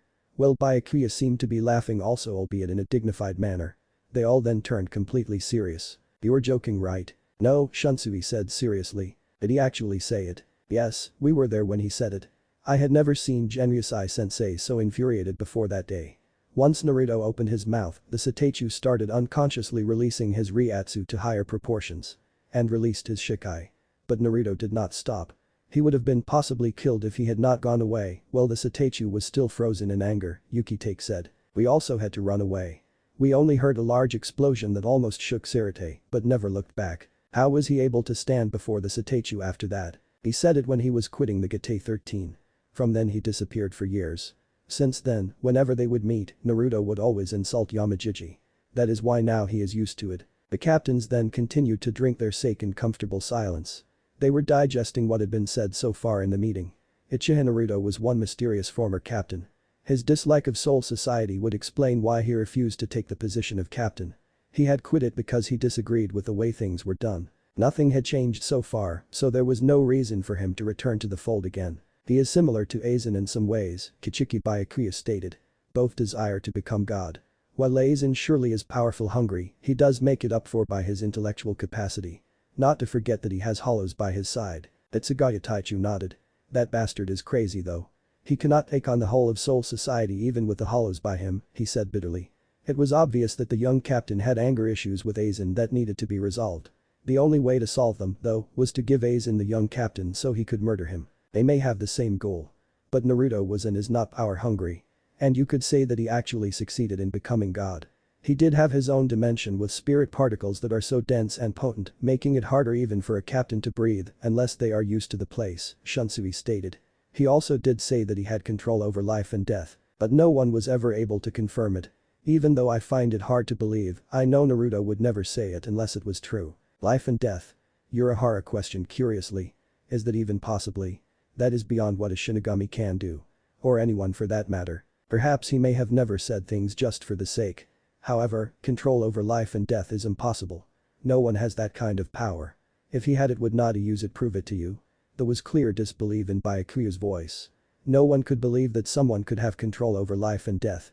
If one believed that tale, then something was wrong with them. If Shunsui had said that the Spirit King had that kind of power, then it would have been believable because he was the Soul King, the most powerful being. It seems impossible, even I cannot believe it unless I see it, Toshiro added. Urahara was in thought. Shunsui was right, a man like Naruto never said he could do something unless he could. This begged a question, if he had the ability, why did he not prove it? Was it simply because he did not want to or could not? The former did not seem likely, the latter could be likely. He could theorize it as having a powerful attack. Without the required power or Ryatsu for the attack, it becomes impossible to do it. Could it be the same for Naruto? Could it be that there were some drawbacks that followed using the kind of power? He certainly had a lot more questions that needed answers. He could not get them all on his own. But the man who had the answers, according to Shunsui and Yukitake, would never give them the answers given his secretive nature. Still, this only gave him a job to do. He did always like doing research. What kind of a scientist would he be if he did not love doing research? It is still a surprise to me why he would be released in the first place. We know he cannot be killed, not even the Soul King can do it. But why release him knowing that he would still have the same mindset that had him sealed in the first place? Byakuya questioned a more interesting question that each captain and former question had asked themselves. I have also asked myself that question, but I have not found an answer, Yukitake stated with a tired sigh. I know that he would never change, and he will always be against Soul Society's laws, unless he chooses not simply not care about them. That woman who unsealed him gave him something after he had threatened to go against Soul Society. Do you think that the Soul King promised him something? Toshiro questioned looking at the senior captains. They were the ones with more knowledge than him about the matter. Before either of the senior captains responded, Urahara spoke, before we even assume that. We must first think of what could have been written in that note. Was it a threat, a promise? It could be either. And the only ones who know are Naruto-san himself and the Soul King, he stated calmly. Urahara-san is right, we don't know what was written in that note. However, we do know that whatever it was, Naruto stopped from doing anything, Shunsui stated. Are you going to ask him what was written in the note? Urahara asked with a smile. No, both Shunsui and Yukitake answered in unison. The following day, secret lab under Squad 5 barracks. Naruto sat comfortably on a chair he knew he did not put inside his lab. As soon as he entered, he knew that someone had been using his lab, he had constructed it during his time as captain. He used it for his researches and some other things. There are only 2 people who know of its existence. But given that there were some new equipment inside the lab, he could guess that someone had found its existence. He had hid it pretty well. And also placed some barriers around the entrance. Unless someone was very perceptive, they would never find the entrance. But even so, with the entrance found, there was a task of breaking the barriers he had set up. That someone who could break his barriers had to be strong. But the barriers had to have weakened over time. It had been over 1,000 years since he set it up. The new equipment that were inside the lab were cameras for monitoring Sirte. He of course had set up the surveillance cameras under the 12 division nose. He had done it when he was bored. Life had become quite boring after some time. To help with the boredom he had settled for setting those cameras. It also helped him know everything that went around Soul Society. The fact that the cameras had been replaced with new ones meant that the person was able to locate each camera he had set up. Well, it did not matter anyway. He just hated it when someone used his property though. If he wanted someone to use it, he would never have bothered setting up the security to hide and protect it from someone else. But then again, if someone had managed to break his barriers, then that person was at least worthy of using his lab. He never did keep anything important in the lab, it was mainly used for observing Soul Society and some research. But the results would be taken back to his house for storage. He had done well to ensure that only he could open the safe he could all his research data. That was before he had his own dimension. Most things were in the place. He only left things he would need to use. He was no scientist, but he could collect data and do some research. The previous age did not have brilliant minds. But this age ought to have someone. He needed some theories to be proved by a real scientist. I thought I would find you here, a voice stated from behind. Naruto turned around along with his chair. He locked eyes with Unohana, the woman wore her brilliant smile. It unnerves me when you look at me like that, he said, referring to the concentrated look Unohana was giving him. Unohana walked calmly and sat on a chair beside him. She turned to face Naruto. She gave him a slight serious look. Can I assume that it is this Aizen who was using my lab? He asked looking straight at the woman. I would assume so too. I never came here since you left. He was smart and cunning, he could have found it, Unohana replied keeping her slight serious look. Say it, Naruto said seeing the serious look. He knew she had something in her mind. I am curious, she said looking at him intensively. Unlike every other Shinigami, you created your own Zanpakuto. If I remember correctly, your Zanpakuto was half of your soul. Without it close to you, there would be no balance in your soul, it would possibly collapse. This is what made your Zanpakuto special. You are only complete in your Bankai. But separation from Amaterasu puts her life at risk. Naruto merely smiled at the woman before him. You are mortal now, she realized now after saying her words. No, Naruto said surprising her. You assume that without half of my spirit I would lose my immortality, he smiled. That thing seems to knows what Zanpakuto means to me and what I am without it. Unohana nodded. I see, she said calmly. So that note. Yes, Naruto confirmed what Retsu had in mind. Is it the only way to kill you? Unohana asked curiously. Naruto had said that there was a way one could kill him, but he never told her. If the Soul King had planned to kill him this way, then it must be the only way to kill him. She was curious though, how the Soul King found out how Naruto came to possess his sword. He had only told her, not even Shutara knew about it. No, Naruto answered. With that thing had in mind, I should be dying in the 1 or 2 years. 2 years at most, Unohana frowned slightly, but it quickly disappeared when she realized that Naruto was not even the slightest worried by it. Are you going to tell me? I am still immortal, but the Soul King does not know that, he said. However, it is true that separation from my Zanpakuto is not good for my health and result in my death, but it does not make me mortal. I am still immortal, but I can still die. My immortality is what is keeping me alive right now. So the Soul King only released you because he found a way to kill you, Anohana said. Now she was not even the slightest saddened by the realizing that it dawned on her. Smart move on his part, hey. It seems well thought. I was wondering why you would be released after being sealed. She now had answers as to why he was released. He was released so he could die. What do you plan on doing now? What do you mean? Naruto asked with a raised brow. Knowing you, you are not just going to sit around till you die. You are going to fight until you find a way to survive, Anohana stated with clear conviction in her voice. You know me better, Naruto said, his expression becoming impassive, losing the smile he had. Soon I will lose my evolution, then my spiritual pressure will become lowered for everyone to feel it. When that happens, know that I am losing power and my death is drawing near. That is risky, Anohana stated, knowing that after that happens, he will start to put plans in motion to keep himself alive. I cannot do anything in this evolved state, my soul cannot be restored. But when I lose my evolution, I can find means to restore my soul. Then the Materasu will be just an extension on my soul.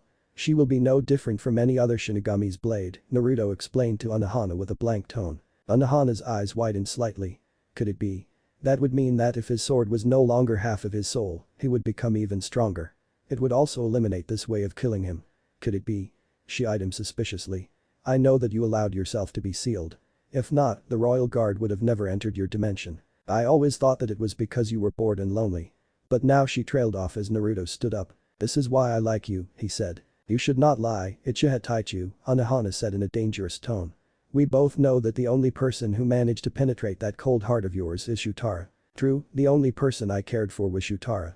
But I liked you, just not enough to care, Naruto said drawing closer to Anohana. But you have never betrayed my trust.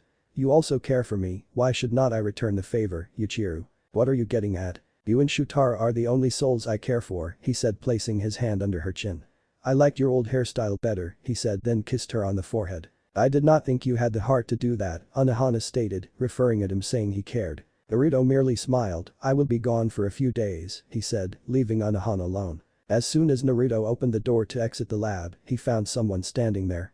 I was wondering when you would come back. End. Chapter 3. Naruto walked into Squad 1 barracks with a calm look on his face. He had been called into the place by Yamamoto. He wanted to see what the old fool wanted to discuss with him. It had to be important though. If not, he would walk away while the old man was still talking. He never did like listening to the old man when he started talking. It was all about soul society this and society that. He disliked hearing it. The man never stopped preaching soul society. If there was an award, he would surely fill a cabinet with them given to him by the Soul Society for his outstanding work. Yamamoto was standing beside his lieutenant. The lieutenant held a captain's haori on his right hand. Naruto raised a brow seeing this. It was certainly held for him. The Seicho wanted him to wear that thing again. But he had already told him that he would not be captain again. What more did the old man want with him? I have already told you Yamamoto, I have no interest in wearing the useless thing again, Naruto stated as he drew closer to the Seicho. Yes you have, Yamamoto said with a firm tone and a nod to emphasize that Naruto had indeed said he was not becoming a captain again. By the look the man had on his face, Naruto knew that there was something going on. He was not going to wait for it to happen. What is he never got to finish as Yamamoto drew out his Zanpakuto without even calling out its name. In a second, he was already in front of Naruto swinging Ryujin Jaka across his torso. Naruto was quick to react. He quickly blurred away from the captain commander's reach and appeared a few distance away. He was not cut by the blade, nor did it even touch him. If Yamamoto wanted to cut him, he would have had to do better than that. But he was sure that the man was aware of the fact that something like that would not cut him, nor even touch him. Yamamoto did not look like he was going to attack again. He sealed his blade and went back to stand beside his second in command. He eyed Naruto dangerously. You are weak, he said in clear belief in his words. It was apparent with the look of his face and the tone of his voice. Do you really believe so? Naruto asked with narrowed eyes and a blank look on his face. This was most interesting. He had not calculated Yamamoto to play a dangerous game like this. But he should have expected it. The man always did try all his best to get him under his thumb. He never did understand that he, Naruto, was beyond his control. Long ago, you would not have dodged that attack. You would have simply caught my blade or blocked it. This time you ran away from my blade, the Seicho stated without a shred of doubt in his words. Are you saying that I dodged because an attack like that could have cut me? An interesting theory there by the man. But that attack could not have cut him. Yamamoto had to have known that. And he was proved right when the man responded to his question. Yamamoto shook his head slightly. You are being cautious. During your days, you never dodged anything like that, even if it was a weak attack. You always took an attack head-on, that was certainly the truth. The man never dodged any attack. When attacked by a stronger technique, he either took it head-on or used his own technique to cancel the attack out. He even went as far as to catch his own blade, Ryujin Jaka. No one had ever done that. But never has he attempted to dodge an attack. What if I am simply changing my fighting style? No, the Satacho stated in a firm tone. You are a mere shell. You no longer have that power you once had, power that even frightened me. All I need to do is to use my full power and you will crumble. Naruto smiled, not even the slightest worried. Yamamoto was always bold to make statements like that. It was no surprise to him when he did. Are you positive about that? Yamamoto took the captain's Haori and threw it at the blonde. You will take the position of 5th squad captain. And you will no longer speak nonsense in front of me and other captains, is that clear? No, Naruto gave a firm answer. He had already refused. He was not going to do circles. But given his state, he could do away with things that could put his transition at risk. So he responded, if you want me to wear this thing again, you will have to make me. Yamamoto narrowed his eyes at Naruto. The blonde was not backing down. He had thought he would after what he had said so far, but it appears that he was wrong. It was of no bother though. He was interested in seeing how strong Naruto had become now. He had lost much of his power. That much was obvious. Fine then, the Satacho said as he drew his Zanpakuto. If a beating is what it takes to install some sense in that stubborn head of yours, then I will give you a beating. Naruto merely smiled. It was by no means a happy smile. Without another word to Yamamoto, he disappeared. He knew Yamamoto would follow his steps. Drawing a fight at a place like this with the old man would also cause much commotion. He was not going to have to deal with that sort of thing. Watchers would certainly come around to see who was foolish enough to provoke the anger of the man hailed as the strongest Shinigami in the Soul Society. It surely had to be a rare sight to see Yamamoto fight. You still have your speed, Yamamoto commented as he appeared before Naruto. He had not wasted time in following the blonde. He was determined to give the blonde a beating. He narrowed his eyes around. They were at a secluded place a bit far away from other people. Let us see what you can do, Shinjakuni, Naruto stated as he held out his right hand. Black flames formed on his right hand and started to swirl around for some time. His eyes flashed bright red for a moment before the flames disappeared, leaving a silk black blade. The sword was black from its tip to the handle. It did not look anything special. Flames burst out around Yamamoto and surrounded the two. The Satacho's spiritual pressure began to rise up to higher levels. Some people back in Sirte could feel it. This feeling had them questioning as to what could have the Satacho raise his power level. But some were smart enough to stay away. But Naruto remained calm as he watched the flames. Yamamoto undid his cloth from his shoulders, allowing Naruto to see his masculine chest and many battle scars. That is not a good sight to see, Naruto said, commenting on the scars around the old man's upper body. He could never allow scars like that to suffice on his body. Yamamoto ignored the words and gripped his blade tightly. Are you ready for a beating? He did not wait for Naruto to answer, he simply disappeared in a burst of speed. The fact that Naruto was not being burned or did not seem concerned with his flames did not surprise him. He was used to the sight. He appeared in front of Naruto, swinging his Zanpakuto from up to downwards, attempting a vertical slash across Naruto's chest. The blonde raised his blade and held it in a horizontal position. The swords clashed in midair and created a sound shockwave. Naruto remained rooted on his spot. The power behind Yamamoto's swing caused chunks of earth to be lifted behind him. His feet also burrowed to the ground slightly. Again, Yamamoto swung his blade towards Naruto. But the blonde ducked under the swing instead of parrying it like he would have done. As Yamamoto's blade passed him, he rose up again to face another assault from the Satacho. This time he parried the attack. He was not surprised by the strength behind Yamamoto's strike. It was most strength than any other Shinigami could master. He was still powerful physically despite being of old age. He had expected such a thing from the old man.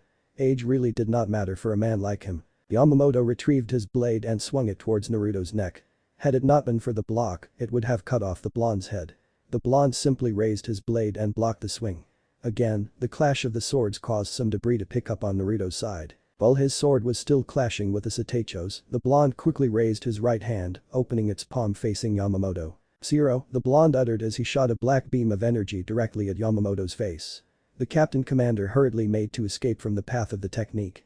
It was not enough to injure him, but dealing with Naruto, one could never know. Yamamoto appeared a few feet away from Naruto. He had no injury, despite receiving a hit from the Zero Naruto shot at him.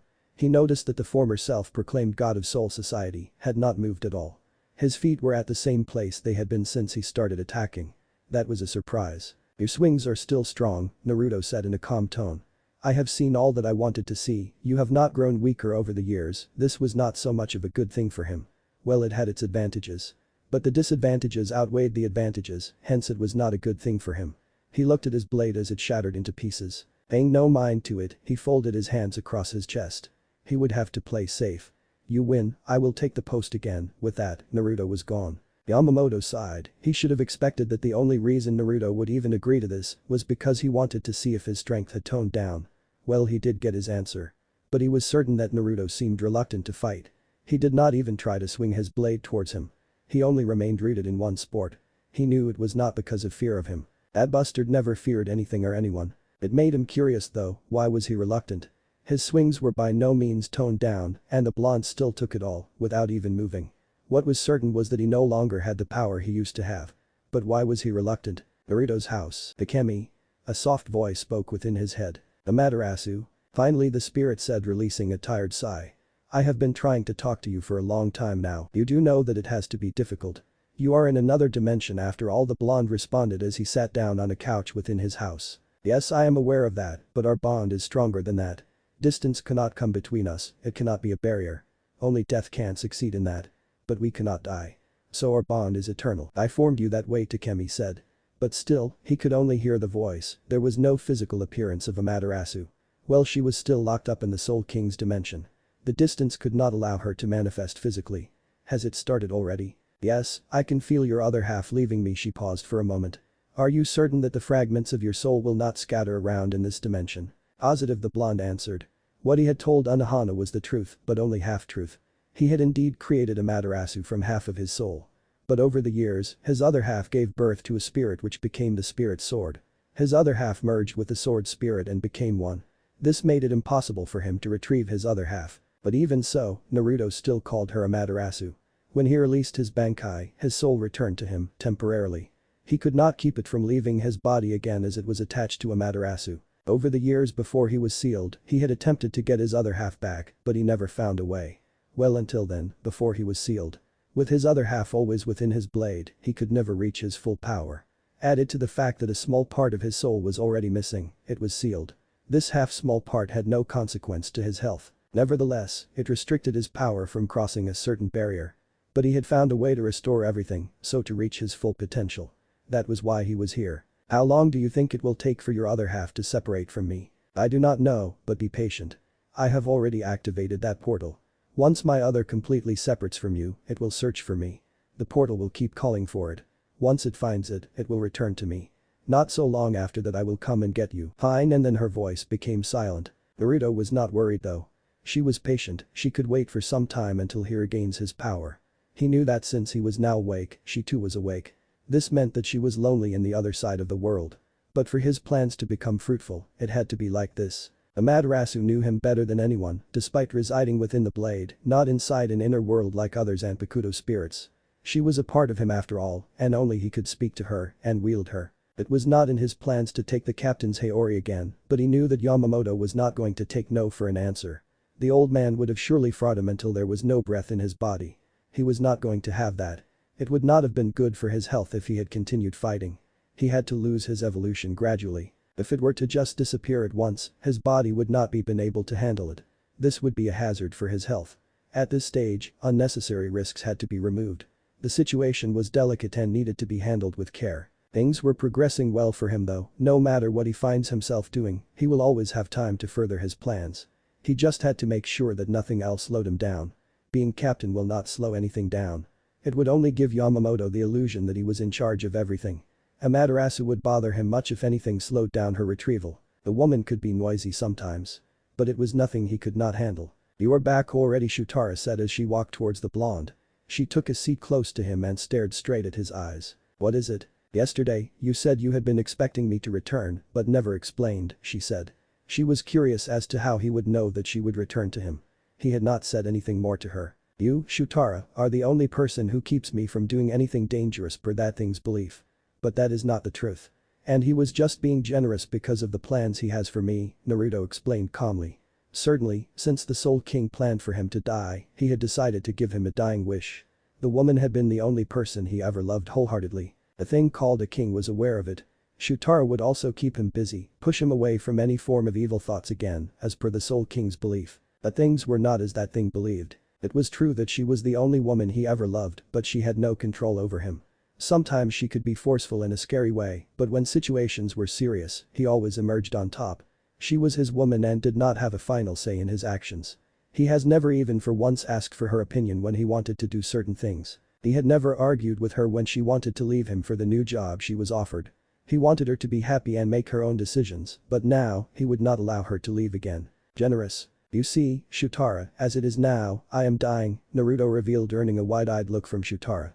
She stared at him for some time, seemingly frozen. The life without Naruto. She could not imagine it. The last years had not been easy for her without him, but that was soothed by the fact that he had been still alive. He was only sealed, and she could always speak to him. She had always known that someday he would be released. The thought kept her sane and able to continue with her life, but the idea of him dying. No, never crossed her mind, and she never thought it would be possible. She had always thought he would live for all eternity. She never thought he would someday die. Perhaps he was just joking. No, Naruto would never joke about something like that. By the look on his face, it was indeed true. You're dying. How? Why? She seemed to have gotten over her shock stutter. Her eyes still bore straight into Naruto's as she questioned. She wanted to know and understand the situation. Last time they had been told they were going to seal him, not kill me. One might not be able to see the difference in having him sealed and killed. But she could see the difference. With him being sealed, she knew that he could always be released and walk amongst them, or he could escape, since nothing ever seemed to tie him down. Death was another story. If he died, he could not return back to life, and she would be responsible for that. That is another story for another time, Naruto said calmly. He was not going to explain it to her. It was best she was kept in the dark about this for the time being. He could not have following him everywhere to ensure that he was fine. And this matter was best kept away from her. But have no fears, only that fool of a king believes that I will die. But he should know better. Shutara nodded and released a sigh of relief. I thought I had lost you there for a second, she said. She was very relieved. Although she got the feeling that Naruto was not going to answer her question, she was still pleased that he was with her. She was not worried about being given false hope. Naruto would never do that to her. If he was dying, he would tell her that he was going to die and there was nothing he or she could do about it. That was how he handled their relationship. But she was also aware that he does not tell her everything. What did Yamamoto want with you? He was offering me that captain's Haori by force. I refused and we clashed swords a few times before I chose to agree, Naruto replied. He had left the damn thing. He would have to return to the Seichu to take it.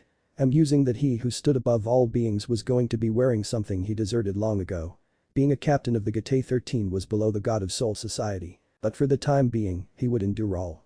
Still, he had never thought he would wear the captain's Haori again, but the situation forced him to do it. For greater glory ahead, he would endure. So you are taking your old division again, Shutara said as she crawled towards Naruto's chest. She rested her back on his chest. It was cold and gave her no comfort.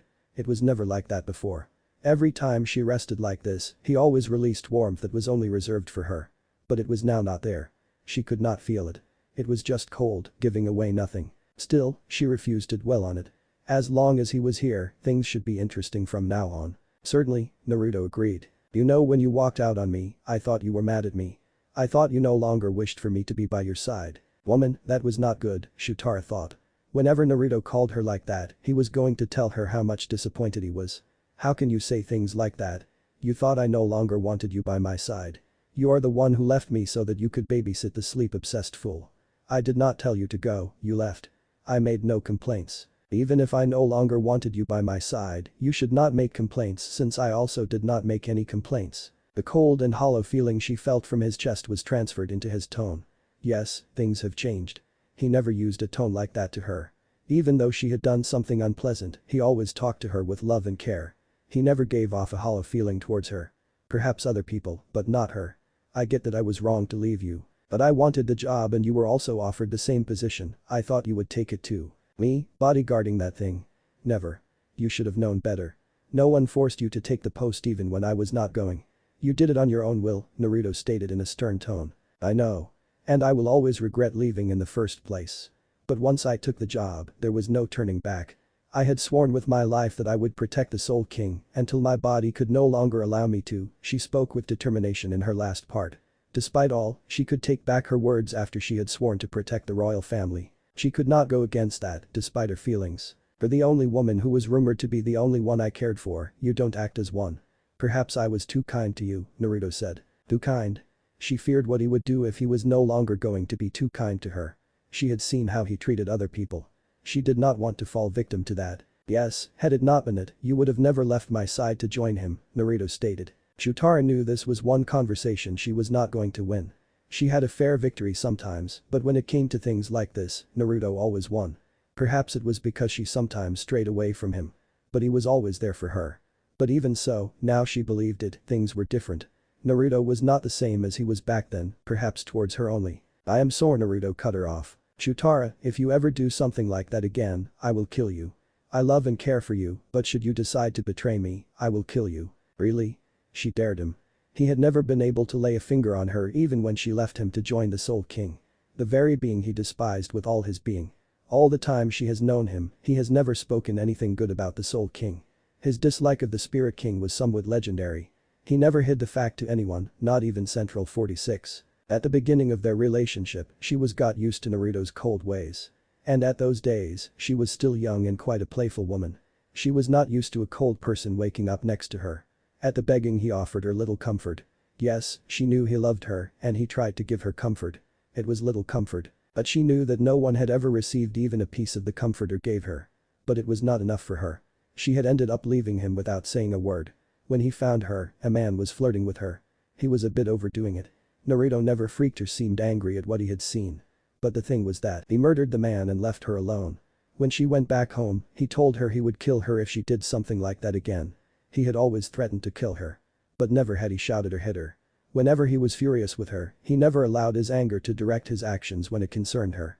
He had made it clear to her that she was his and he would not share her with anyone. Anyone who attempted to drink where he drank would be killed, that was the law. But after the incident, he showed her more love than he previously. He held her with warm hands. He cared for her more than he had been. That was the turning point of their relationship. From there, he was never cold towards her. He was always kind and loving. Perhaps it was because he had been afraid that she would leave him. If she had done that, someone would have surely been killed brutally. "It would surely hurt me to kill you, but I can erase the pain from my heart," Naruto explained. "People don't turn emotions on and off like that," Shutara said, shaking her head. But then again, this was Naruto. Maybe he could do it. "You have also not been fair to me." "Explain." "You trust Unohana more than you trust me, your love." That was the truth. She would be surprised if he even denied that. "What makes you say that?" Naruto asked with a blank look across his face. He was not worried by her question, not even the slightest. But he had not made it obvious that he trusted Unohana more than he trusted her, did he? "She knows more about you than I do and I know that you share things with her." It did not please her at all. She was his lover. He was supposed to share things with her, not Unohana. He only used her for casual sex. True, Naruto knew Unohana before her met her. But she was his woman, not Unohana. "What more do you want, woman? You have my love and I trust you. Perhaps not in the same level as Unohana, but you have what is most important. If you are not satisfied with that, show me that I can depend on you." The following day, Karankura town. The Garganta opened within the skies of the town as Naruto came out of it. His rebirth had left him one-sided. He could not utilize most of Shinigami powers and the power of his eyes. The only useful thing that was left in his arsenal was Flash Step. His hollow powers had been left untouched. This meant that for now he was stuck using hollow powers. It was not that bad. But given his current state, he could not use his most powerful techniques. He did love throwing them around like they were nothing. It would be disappointing that he could not light up some fireworks. It was only temporary though. "It has been long since I came into this place," Naruto thought, looking around at the town. Since no one could sense him, his appearance would not cause any commotion. He was also not going to lower his power for someone to feel it. He had been supplied with the location of whom he wanted. There was not for him to attract whom he wanted that way. "Soul Society had banned you from coming into this place," Amaterasu stated within Naruto's head. "It has been over 1,000 years since they did that. Your spiritual pleasure was not good for the humans. It was hard to sense a seal placed on you to limit your power would break within seconds." That was before Naruto left the Gate 13. But after he left them, he never did bother coming here as there was nothing useful. "You're here?" Naruto asked, surprised to hear his blade. "I told you, there is nowhere you can go where my voice cannot reach you. I might not be able to manifest physically, but because originally I was a part of you, my voice will always reach you." "I am aware of that," Naruto said. He was the one who created her in the first place. It is not like you to speak to me this often. You spoke to me yesterday, this morning and now. Ikemi, you have not been able to hear my voice for nearly 1000 years, and when I try to make up for lost time you say something like that. Naruto raised an eyebrow at the words. You are bitter about our separation. Of course I am. It feels like you have abandoned me. It is not as if I will have any good fights without you. And besides, it won't take years for me to come and get you. It better not. I sense a threat, Amaterasu. You should not have thoughts like that. Perhaps the fact that my soul is separating from you is making you think that like that. My personality will no longer affect you. Perhaps. Naruto sighed and looked down at the humans going about their business completely unaware of his presence. Soon, they would be able to feel his presence. His condition was deteriorating faster than first thought. He had not thought that it would worsen at this rate. But it was no bother, all worked out better for him. Nah, Takemi Amaterasu started. You have been down twice now. First it was from grace 1000 years ago, now it is from your glory. I fall from grace, eh? It was ages ago, mere memories now. But because of it, you understand why I must do this. Yes, they must pay for what they did. Your actual rebirth should awaken the sleeping power that has been sealed shortly before your fall from grace. Be patient, wait for me. I will reclaim that which has been lost, and we will sit with the stars as we watch over the world. Heaven was made for us to rule. It is only a matter of time now. I will wait. Just don't take too long. Heaven is waiting for us, and the stars are already bored without their master. She paused for a moment. Well, that is what you told me anyway. What is that supposed to mean? You're a liar, Takemi. You have lied to everyone. This may be your true self to some extent, but you said things in the past to manipulate future events. Those Shinigami think you always told the truth. But you always had a reason for saying what's said to those people. No one knows where you come from or your true age, except for him. Naruto smiled as Amaterasu's voice disappeared. I guess I better go find the scientist, he thought before disappearing from sight. Urahara's shop. Naruto appeared in front of the shop he had been told to visit. The location of whom he wanted was this place. Outside it looked like a normal shop. Who could have guessed that a former captain of the Hollow-obsessed Gate 13 lived here? He saw a boy and a girl sweeping. That was at first, but the boy then seemed to be bullying the girl. He walked towards the two children who had not noticed his presence. Children, he called. Where is Urahara? The young girl seemed timid. The boy gave him a stare. That was after they had been startled by his sudden appearance. Who are you? The boy asked, no rather demanded. No, I think he is a captain, the girl said pointing at the Haori Naruto was wearing. It was like any other captain's Haori, but his was added a few customs. He had removed the sleeves and added high collars. There were black stars dazzling along the hemline. Naruto whizzed past the children in a blur and entered the shop. They were left blinking as he disappeared. As soon as he entered the shop, a large man was greeting him. You are not the one I am looking for, Naruto stated. Where is Urahara? SI sized up Naruto for a moment. Certainly, it was him. The owner is currently busy right now. I can go and inform him of your presence. Take me to him, Naruto stated. It was not a request, and Tessai was smart enough to realize that. Please follow me, he said turning around. He led Naruto towards the underground entrance, but did not go in. He told the blonde to go down, and he would find Urahara Kisuke. As soon as he arrived, Naruto realized that he was in a secret training ground. Whoever created this place was quite crafty. The space looked eternal, and one could do all the damage he or she wanted. But someone like him could destroy it within seconds. Well, that is during his days. Now he no longer had that power. It was sad really. Itsuga Tensho. He was snapped out of his thoughts when he heard the voice and was soon followed by a dark energy coming towards him. Without worries, he brought out his right hand and deflected the technique with his bare hand. The action seemed to notify the occupants of the training ground of his presence. Naruto locked eyes with the orange-haired teen. He looked at the boy calmly. The boy seemed surprised, no shock that he had deflected his technique. Naruto also sensed to other people around him, but he paid them no mind. Can you hit me with that technique again? It seemed to be an interesting technique. He wanted to analyze it. The boy seemed unsure of what to do. He looked confused. Who are you? He asked finally. It seemed to be the smartest question to ask. Sing, Benahim. Naruto narrowed his eyes without turning his head. He saw a red beam traveling through the ground towards him, fast. But his eyes could see everything. Like he did with Ichigo's Yotsuga Tensho, he deflected the technique with his right hand. Naruto took a few steps towards the orange-haired boy. You have an interesting child, Urahara, he said now having seen the man. He did not know the man personally, but he spoke like was familiar with him. You think so? Urahara asked as he became visible with Yoruichi by his side. Yes, Naruto responded as he stopped in front of Ichigo. He was sensing some impressive reiatsu from the child. This was the human he had been told of by Unohana, definitely an interesting human. He had also seen some videos in his lab of the boy. They were just battles of him at Soul Society. But for a human it was something. However, it was not enough to make him follow the child's movements. "Attack me," Naruto stated, looking straight at Ichigo. He wanted to see what the child could do. Taking things from what he had been told was not good enough for him.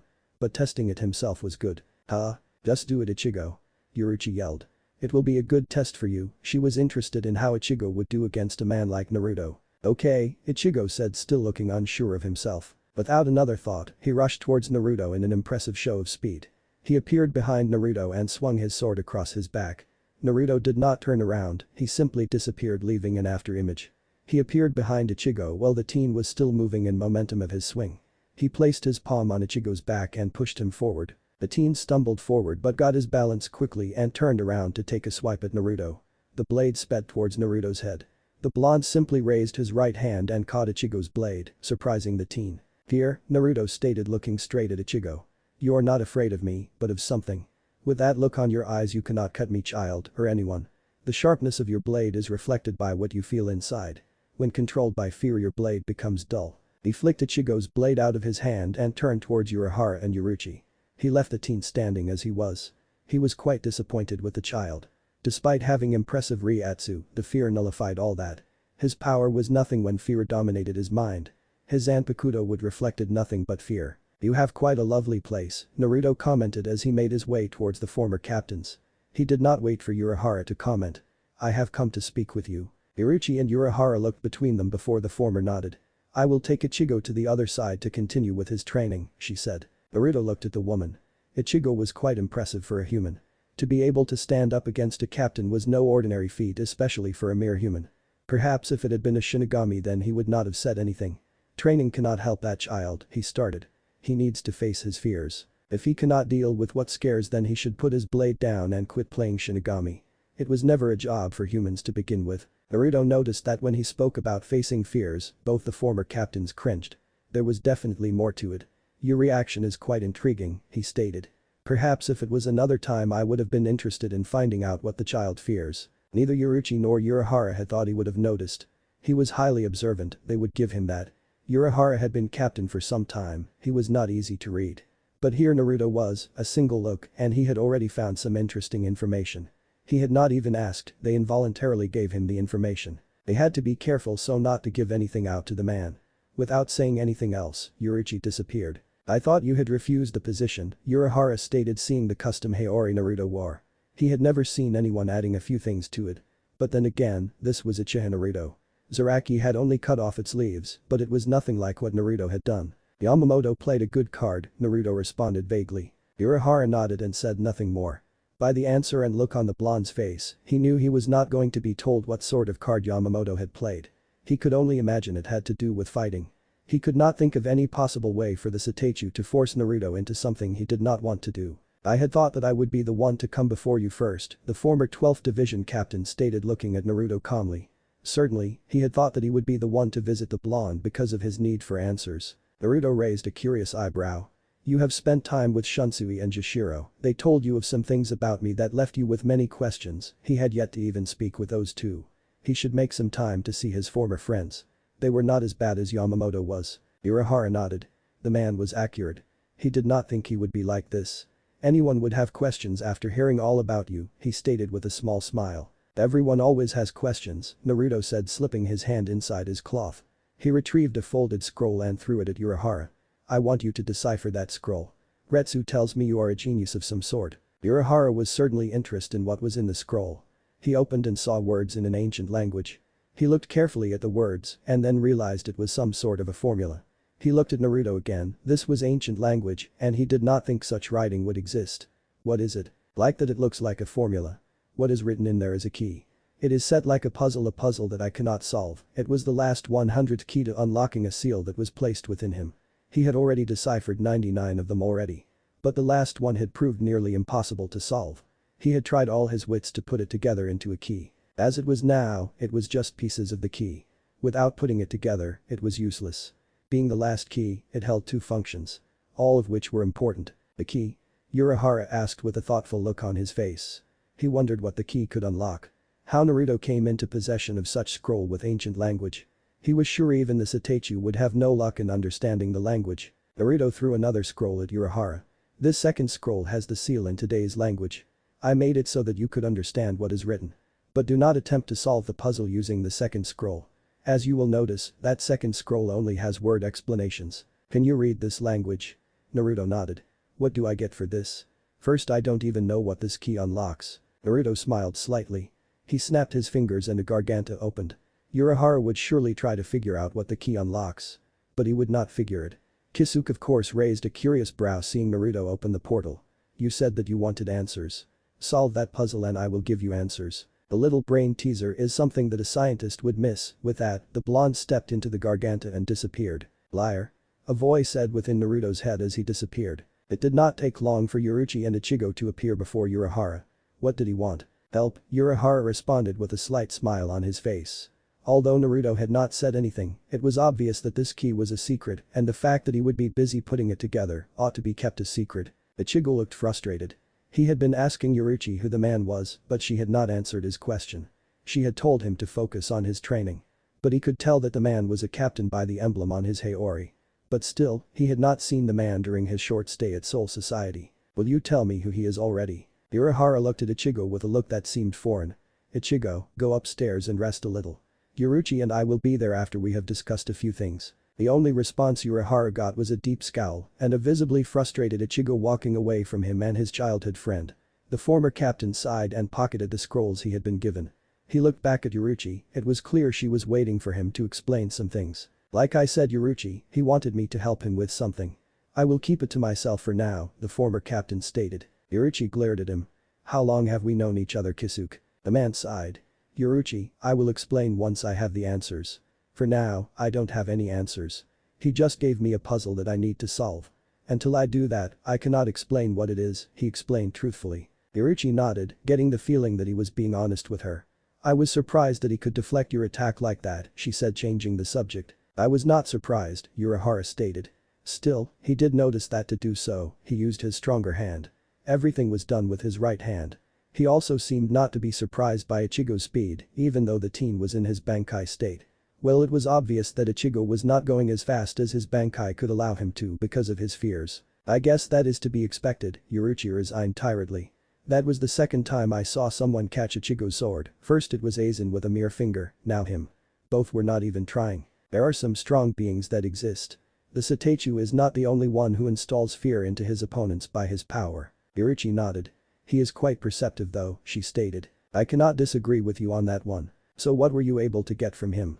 She could count on her friend to have found something on the man. He did not give anything, Urahara responded. The man was just unreadable. Staring into his eyes did no good either. They were kind of hypnotic. But from what I have heard and seen, I think I have found something. I am not sure of it yet. What is it? When he was released, the technique he used was Zero. We know that he does not have his real Zanpakuto. He has not displayed any Shinigami powers as of yet. When he left now, instead using the same gate as any captain or Shinigami, he used a Garganta, a hollow technique, Urahara explained with a thoughtful look on his face. Are you saying that he cannot use any Shinigami powers? It is only a theory. And it is still early days. We will see as the days go by. Many years ago, flashback, the Kemi, yes, Amaterasu. How long are we going to be alone in this part of this world? I don't know, Naruto answered truthfully. The other souls are quite pathetic. No matter how much I try to restrain my power, they just can't stand it. We are going to become bored soon enough. Perhaps we should go to the hollow world. There should be some hollows there that would entertain us, Amaterasu suggested. You know my teleportation technique is limited with a part of me inside of you. And I need to have seen the place before to be able to teleport, Naruto responded as he looked at the forlorn skies. He was alone with no one by him. Souls that spent much time near him did not end well. He was forced to live in a secluded area. How his life was boring. Nothing had ever been normal ever since he woke up in the Ringoki. That day he awoke, he only had vague memories, a part of him was missing. But that was some time ago before he even created Amaterasu. He held power that Shinigami craved. He did not wish for the power to leave him, it was his to command. He had been blessed with it. And he would use it to get what he wanted. Can't you generate enough power to bypass that? No, Naruto responded. But if I could find a hollow and get inside its mind, I can be able to get a picture of the Naruto trailed off as his senses picked up some activities not far from him. He had thought he was alone at this part of Soul Society. What is it? It appears there is a group of Shinigami close by, Naruto answered. Those pathetic black fools. They abused their power, using it to subject the weaker to their wills. It disgusted him to no end. Amaterasu's voice disappeared from Naruto's head as the blonde took the directions of the souls he had sensed. He was using some low-level speed to get to the group. He was in no hurry to get there. He was going to end the fight quickly, after all. Upon reaching the group, he found them making loud noises. They were seated in a circle with two nearly naked young women dancing in the middle. The expressions of the women were that of a fearful one. His presence was quickly noticed due to his high level of Reiatsu. All the Shinigami then turned towards him with narrowed looks. They knew him by their looks. They had been trash that he had allowed to live before. Today he would allow the trash to disappear. I would imagine that this is what weak-minded fools do. You disgust me. It's that kid again, one said standing up. Go away kid. Let us just kill him. It will be payback for what he did last time. Naruto cut off any resuming arguments. He really hated using his sword for weak fools. Perhaps he should create a secondary blade for this cause. He released large amounts of Reiatsu that froze all the men. He disappeared in a burst of electrifying speed and appeared in the middle of the group. The women were already down due to the effects of his Reiatsu. He only looked at them, while the Shinigami remained frozen under the pressure of his Reiatsu. The two women were then sucked into a swirling vortex within seconds. They disappeared from view. Now then, to take out the trash, he said to himself as he turned to the still frozen souls. Within seconds all 17 of them were down, dead. It was quite disappointing when they did not fight back. That was disappointing. His blade spoke his thoughts. Yes, it was Naruto held out his blade. Perhaps I should free those women, he thought. Where are you going to take them when you do that? Nowhere, they can find home on their own, Naruto responded with a shrug. Besides, I do know again, he trailed off as his senses picked up something. A strong man, very strong, was coming towards him, fast. He had not felt anyone this strong ever since he awoke. A few seconds later, someone appeared before him. He was still holding Amaterasu by his hand. He narrowed his eyes at the man with nothing one could read on his face. Inwardly, Naruto smiled. Finally, he thought. Chapter 4. Like in Peace Seeker, my AN will be on top. This is only temporary though. The chapter may have some mistakes, I hope it is nothing irritating. I did not have the right equipment to edit it. I will probably update it later when the guy editing this chapter gets back to me.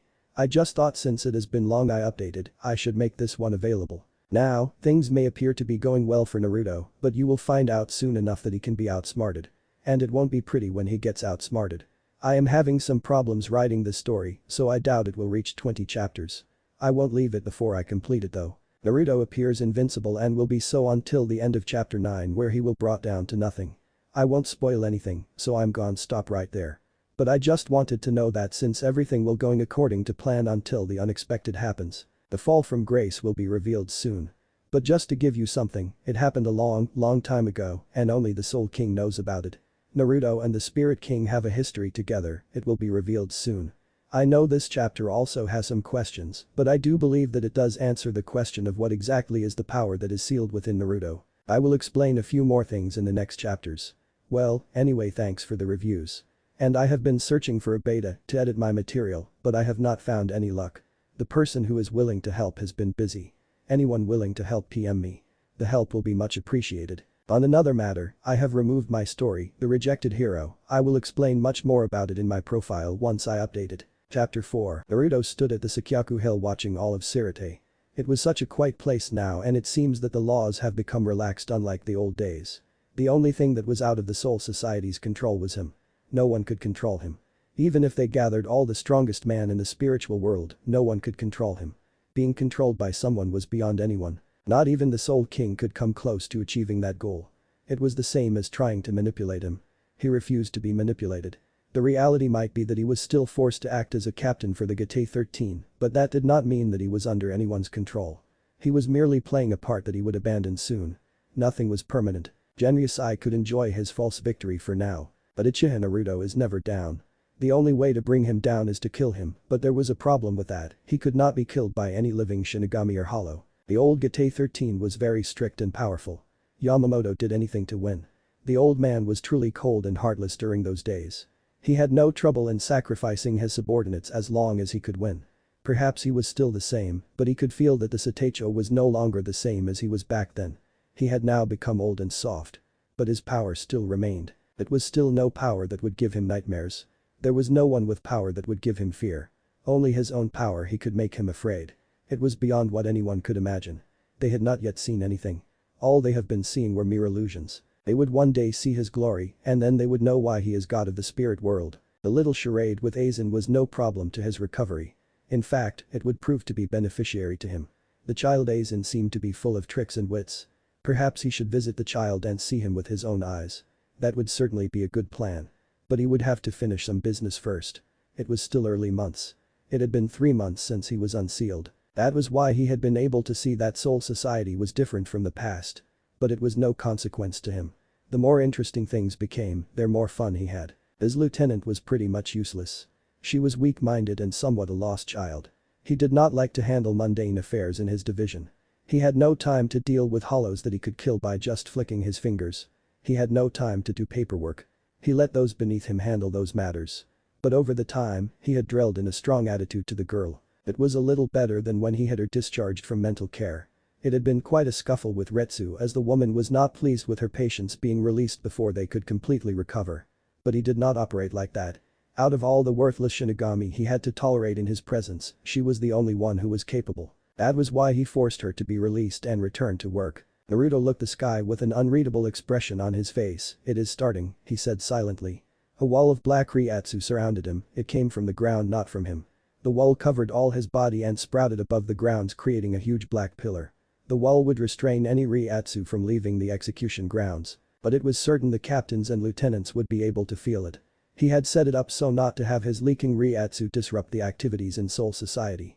The Central 46 had been restored again, they would ask him infuriating questions about it and he did not want to end up killing them all for it. Because the pillar was huge and was at execution grounds, it was quickly noticed by the Soul Reapers. Many rushed to the grounds to see what was happening there. But then the execution grounds began to tremble violently. It was in a scary way that they shook. The fact that they were shaking caused the low-level Soul Reapers to stay away from the grounds in fear. A message was issued for everyone to stay away from the grounds, except for the captains. What is going on here? Soifan questioned looking at her fellow captains. She was completely in the dark about what was going on inside the pillar of Ryatsu.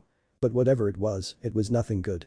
By the trembling of the ground and the oppressing feeling coming off the pillar, she could tell that there was not a good thing happening in the atmosphere was oppressing, unlike anything she had ever felt before. And each second, the air became even heavier. "I don't really know what is going on," Hitsugaya Toshiro was the first to respond.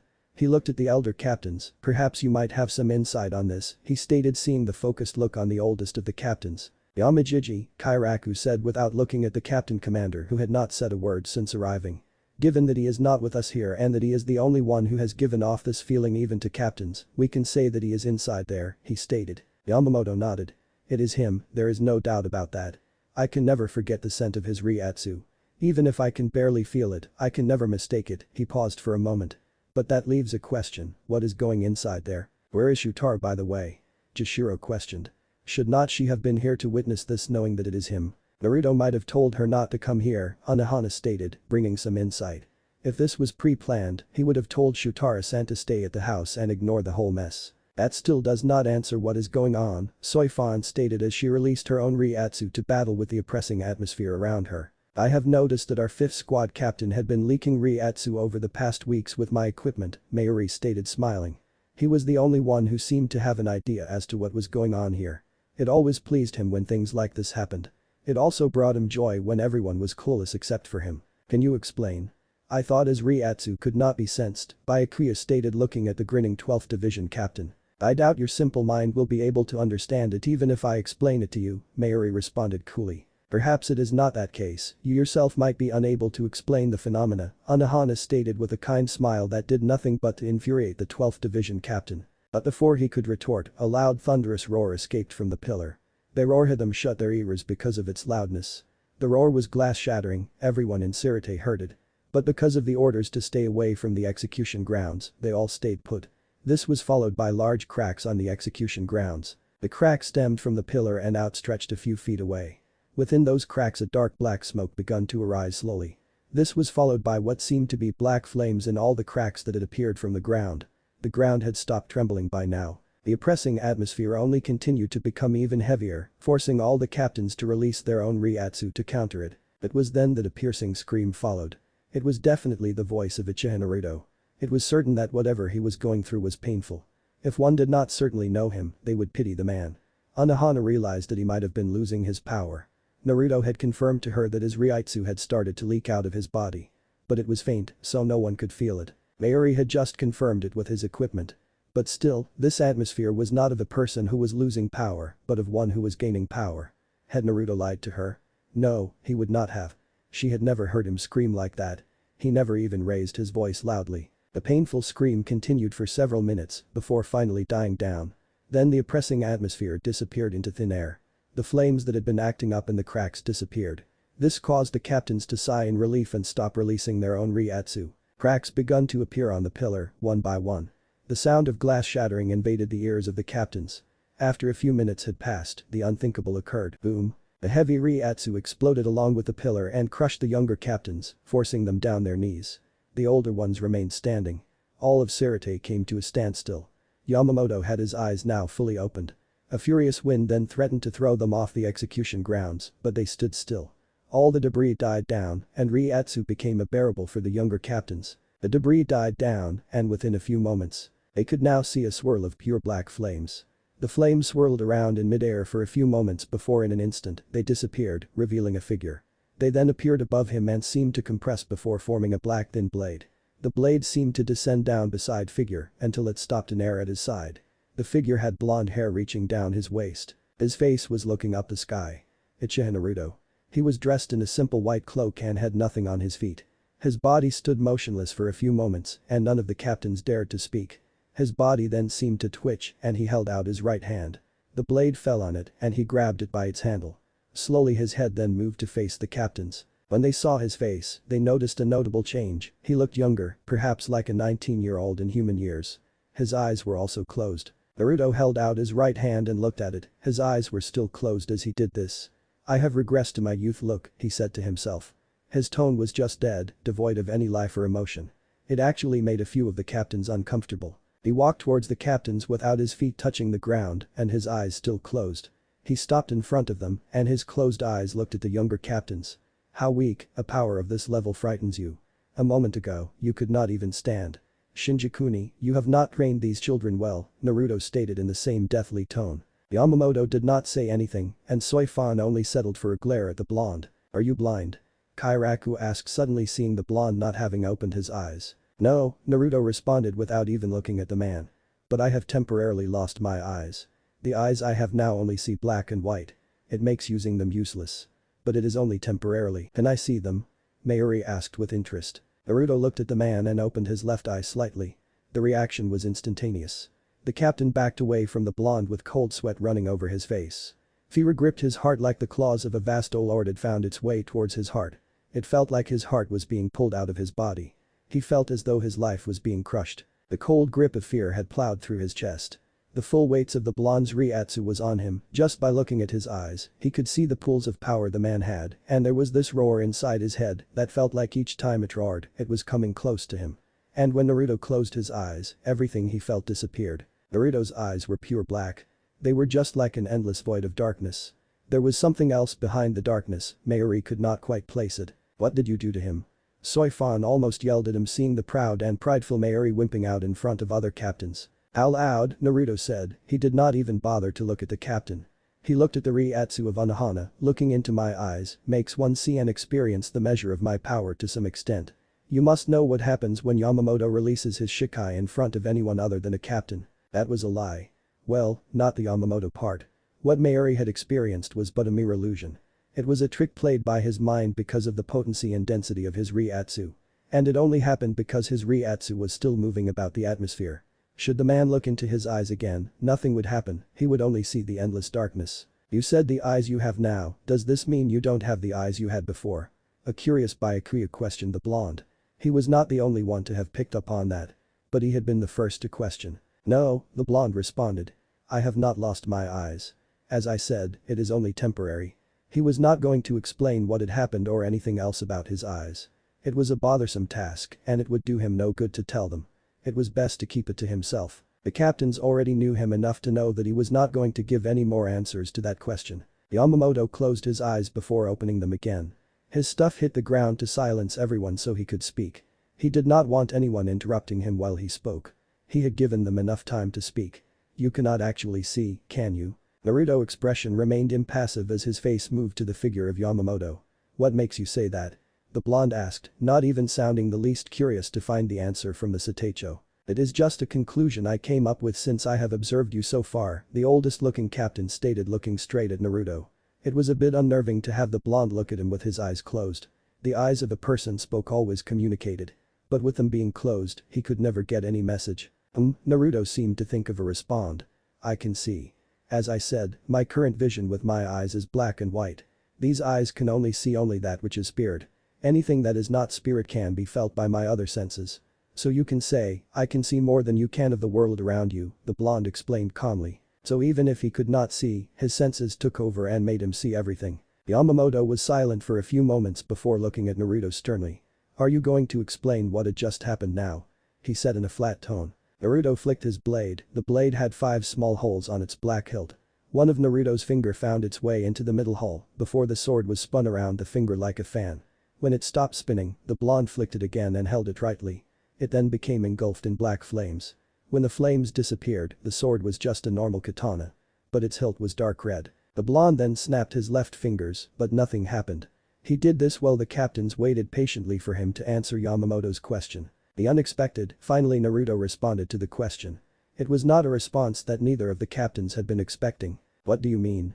Anohana was the first to question. You recognize this appearance, don't you Yamamoto? The captain commander nodded. It is the appearance I had when you recruited me into the Shinigami Academy. You told me that I was a shell of my former self. In truth, I was, literally. So what had just happened now was the shell shattering, and this resulted in what you see now. The fact that this happened while you were here means that you knew it was going to happen. But when you say unexpected, are you saying that you were not expecting it to end this way? Yamamoto questioned curiously.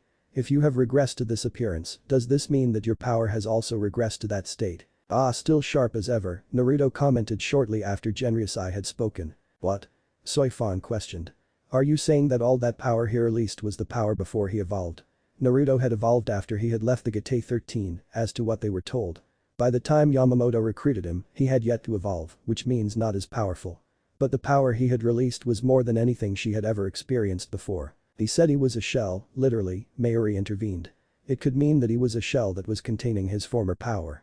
And when the Reiatsu exploded, it broke through the shell. The power that was released in his shell state. It was not in this form. So it could mean that he does not have that power we felt a few moments ago, Toshiro stated, adding to Mayuri's theory. All the captains looked at the blonde to see what he would say about their theories. Despite being weak, your children have sharp minds, Naruto stated looking at Yamamoto. His feet then touched the ground. That is true, I have lost my evolution. But you must not forget Yamamoto, no one knew the true extent of my power even at this form. But even so, you are no longer as powerful as you were when I fought you. He paused for a moment trying to see if Naruto would object. Your blade, it is similar to Amaterasu in its Shikai, but in its sealed state, it is different. That is because it is not Amaterasu. But you knew that already, did you not? The flames that engulfed it were not in fact flames. You saw that. What you don't understand is what it was. Let me enlighten you then, it was pure Reiatsu. Naruto paused for a moment. Well, that is enough questions, I will take my leave. With that he was gone without a trace of him left. That man infuriates me. I don't even know why he is even allowed to leave. He caused all this commotion, and he has the decency to leave us when he wills. Central 46 won't be happy about this, Soifan stated. I will handle Central 46, Yamamoto stated. You just make sure that you keep everyone calm and that there is no trouble. With that the captain commander disappeared off to Central 46 before they could summon Naruto without informing him. Naruto might not be as strong as he was, but he was still the same. Given how stubborn Central 46 tended to be, Naruto would certainly do something. He did not want another massacre. That man is just trouble. Again, Soifan was first to speak. She clearly held no love for the man, it was certain. He should be apologizing for making this ruckus. Soifan Taicho, yelling like that will not solve anything, Anohana stated in a calm tone.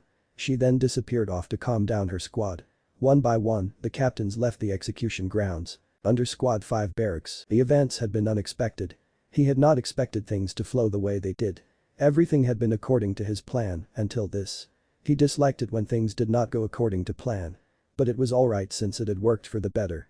But in this way, the Soul King will be keeping a rather close on him. Still, he would have to be awake to do that. He was sure that the sleep-obsessed fool would not have gone back to sleep after his release. What really happened?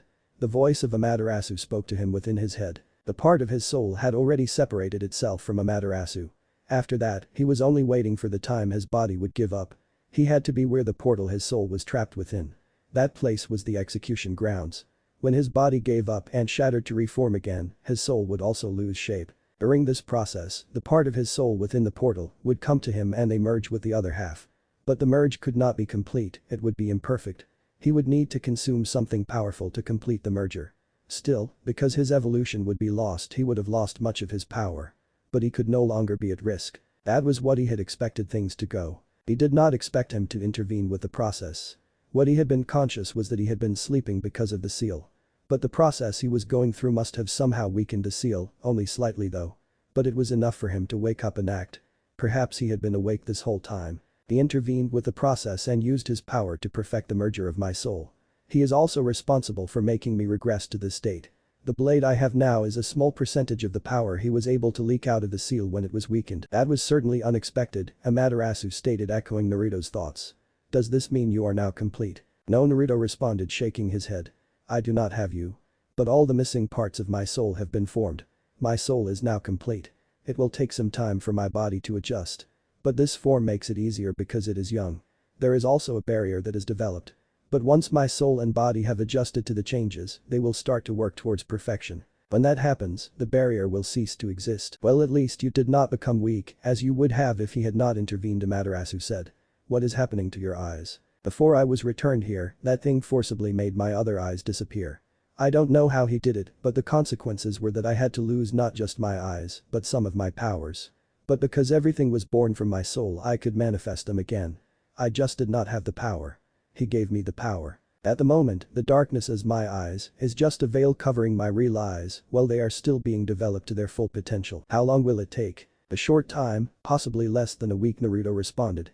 He did not really have an accurate answer as to when his eyes would be ready to function again. Do you think he did it out of generosity? No, I do not possess such a thing. It would be a disgrace to see me weak. He and I agree on that one. But he still refused to speak to me before the seal strengthened. What really goes on between you two? He and I were one. We were a single being, I was him and he was me. I was God before he was separated from me. Years ago when I was young and still had many emotions, I fell in love with this woman. She was a lot older than me, but I did not care. I loved her, and so I showed her my true power. She was the first person to witness it, not even my grandfather saw it, but he was suspicious. My power scared her, and she tried to seal my power. But it resulted in her splitting me in two. The other half was too powerful, so she sealed him deep inside my soul. That was before your fall from grace, Amaterasu stated. Naruto nodded. Everything is in motion now. No sooner than later, I will be complete. Amaterasu did not respond as she disappeared from his mind after those words. I am one who is above all powers. Naruto looked towards the ceiling of his lab. He sighed, realizing that all he could see was darkness.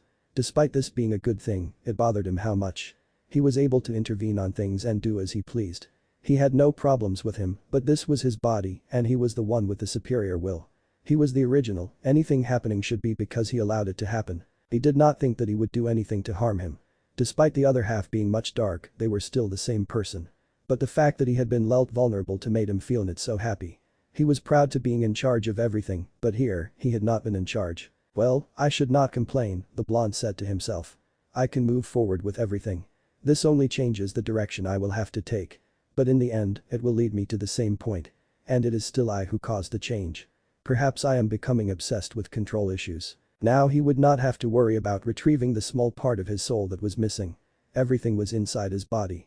He now had all the materials, but his body and soul would have to adapt first for him to move on to the next step.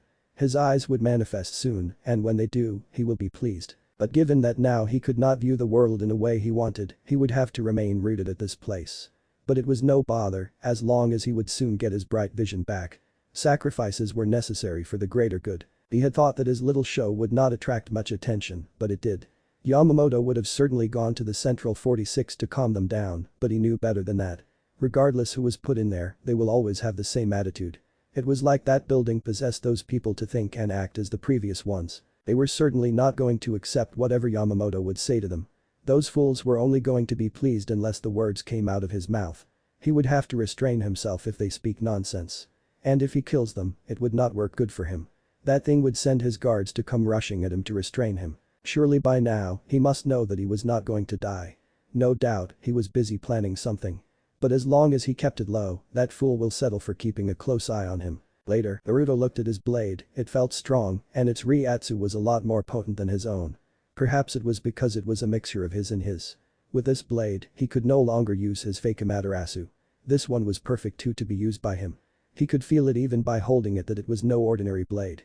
But it had been ignoring him ever since it was formed. He could not know any of its abilities or its Bankai if it refused to speak to him. He knew that he had imprinted his consciousness upon the blade. But given that he was a lot more moody, he would have to be patient and for him to talk to him. But he disliked carrying a weapon without knowing anything about it. Even when it was made of his power. It is not that I am ignoring you, I have been busy trying to stay within the blade. Finally he spoke, stopping any further thoughts from the blonde. Trying to stay within the blade. Naruto repeated those curious words. But he was a little pleased with the fact that his blade was now speaking. You know that your will always overpowers mine. So given that your power forms half of the blade's power, the will in your power was trying to overwrite my consciousness. The voice did not seem pleased with what had tried to happen. Why did you not just let that happen? I have been unconscious for 1,000 of years in our body. I would like to be alive before you completely consume me. I see, Naruto stated, having realized something. During the time the seal was weakened, you transferred some parts of your conscious into the blade, knowing that after I undo the seal, you will cease to exist. So becoming my blade keeps you alive. This is the result of that woman's meddling. If she had not, we would still be one. Yes. You are mad, you know that. No one would have challenged you after you went back to that dimension. There was no one who could challenge you, even without your true power, but you were not satisfied with that, were you? You are wrong, that thing could challenge me. He just would not be able to kill me. That is why I had to form this risky plan to restore myself completely once I had recovered my memories. I knew that it would always be a challenge to me if I did not reclaim all my being. But still, going through all this. I know that he did not know that he could be a match for you. He might have thought that you were complete. I was not satisfied with being imperfect. And besides, I could not do all that I could without being complete. So what now? I shall call you Shigeguru now and forever, Naruto stated. Shigeguru. You will represent death once I have ascended to heaven, and Amaterasu will represent life. But to shorten things, I will simply call you Shai, Naruto explained. Now, tell me about your abilities. Naruto's house, later that day. I have been looking for you for quite some time, Unohana stated as she appeared on top of Naruto's roof where the blonde was lying down. I have been expecting you to show up, Naruto stated with his eyes still closed. I am a little surprised that you took so long to come. I had some business to take care of before looking for you. When I decided to look for you I realized you were no longer in your lab. What were you even doing there when you can't see to operate it? Are you mocking me, Retsu? Naruto questioned as the woman went to sit beside him. No, I am just curious. I was thinking, Naruto responded. The lab was his quiet place. The house was also quiet. Where is Shutara? I have not seen her in a number of days. She was summoned to the Soul King's dimension, Naruto responded. Unohana looked at Naruto curiously. What for? She did not want to think that she was there to report everything she has seen with Naruto. If so, Naruto would surely kill her. For her mind to be read, Naruto responded without even looking concerned for the matter. Poor thing, she is not even aware of it. The only reason she was brought to Sarate was for this purpose. You knew she was being used and you still did not tell her. What of the other reason you told her? That is also true. He will know everything and about me too, she stated. It would be trouble for her because she had withheld much information about Naruto from everyone. Shutara knows this and if her mind is read, she would be discovered. Let it be. He won't do anything so long as I am alive. He already knows that I won't die. I did not even tell Shutara everything, and with the unexpected having occurred, what he will find out will be of no use, Naruto explained. But when you leave again, I will be quiet. Naruto stated in a firm tone. You will not be killed. No one will touch you. And I will not allow you to allow yourself to be killed. Unohana was quiet for a moment. What will you do about Shutara then? I will kill her, but not now. For now, I will let her enjoy her life. But I will send a message to the Soul King to inform him that he should stop using her. He spoke of killing the only woman he cares for like it was nothing. Don't do it, Unohana stated. She definitely did not want Shutara to die. Okay, Naruto responded to Unohana's request. Would you like to see heaven, Yuichiro? I have seen your dimension before. Isn't it heaven? No, Naruto responded shaking his head. The real heaven, only two have seen it. Only I who is alive now has seen it. Unohana was quiet, again. It was unlike him to ask her a question like that. Normally he would not have made such a request. She wondered what drove him to ask such a question. She could feel that he had not spoken to Shutara about this subject. But here he was speaking to her about it. Are you going to tell me about the unexpected? She said, changing the subject. No, Naruto responded. It is best you don't know this. He paused for a moment when he sensed something. Ah, Shutara is back, he said. Anohana quieted as she waited for Shutara to come to their location. She would certainly sense them and come up here. It took a few moments for Shutara to appear before them. She had an angry look on her face. You knew, didn't you? She demanded, glaring at Naruto. Despite his blindness, he could feel her glare. Oh, so you discovered the reason you were summoned, the blonde stated, knowing why she would glare at him like that. Anohana remained quiet, choosing not to get involved with this matter. Unbelievable. You knew about this and you said nothing. How could you? She looked at Anohana. Did you also know about this? Before Anohana could answer, Naruto spoke. So you will no longer be summoned. Yes, Shutara responded. Good, this settles things, Naruto stated as he got up. You will no longer feel some sense of loyalty to that thing. Shutara then noticed his appearance. What happened to you? Although he had gone back to wearing the attire he wore when he visited the human world, his face could still be clearly seen that it had become younger. The unexpected, Naruto responded as he walked past Anohana. I am going to rest my body. After what I went through today, I have to sleep for some time. Don't wake me up. With that he was gone. Do you know? Shutara questioned Retsu to see if she was aware of the unexpected. There was a possibility that Naruto had told her. But even if he had told her, she would not tell her. That was not important though. What she wanted to confirm was if she was told or not. No, Anohana said, shaking her head. He did not tell me anything. He only said it was best I did not know. I think that also extends to you. Cold bastard, Shutara muttered. He refuses to tell me everything and he threatens to kill me. I don't think I can handle this anymore, she said, sitting down tiredly. Anohana offered no words of comfort. She thought this was better than being killed. But it was certain that if she thought of leaving Naruto, he would kill her for that. Naruto did not accept rejection. But she was not going to say anything. Shutara was aware of this fact. And it was not her place to say anything. The following day, Naruto walked out of his slumber room with an impassive look on his face.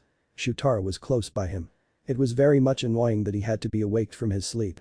His body was torn apart and then reformed again. His body had been torn up to pieces and put together, literally. The process was painful, hence he needed his rest. But these fools had the audacity to force themselves to his house. Finally. The captain of the 2nd Division said, releasing a sigh. Central 46 won't be happy with you after all the efforts it took to get you to leave your room, she smirked at the thought though. With this, Naruto would get in trouble for this. She would gladly see him get punished. Naruto walked towards the woman, his eyes still closed. The Reiatsu he was releasing was deathly. It caused the members of the covert corps to step away from the blonde. Naruto stopped in front of Soifan. He opened his eyes, forcing her to go through the same experience as Mayuri. While she was still going through the ordeal, Naruto grabbed her neck. He left her unable to breathe properly with his grip. His left hand pierced through her left shoulder like it was made of steel. Arg. Soifan shrieked out in pain. The pain she felt broke her out of her illusionary state. Her group was quick to try to attack Naruto, but the blonde quickly took out his blade. Naruto, you will end up destroying the house, Shutara stated with a calm look on her face. She had told Soifan that Naruto had told her that he should not be awakened. She knew he would react like this. She did not care though. And there was the fact that she was still angry at being used. Naruto disappeared from the house and went a distance away. He looked towards the covert corps as they appeared before the blonde. He drew out his sword. Bastard. You will pay for this. Hey? Naruto questioned in a hollow tone. Soifan charged towards him in a bleeding state. Naruto sighed as he opened his left eye.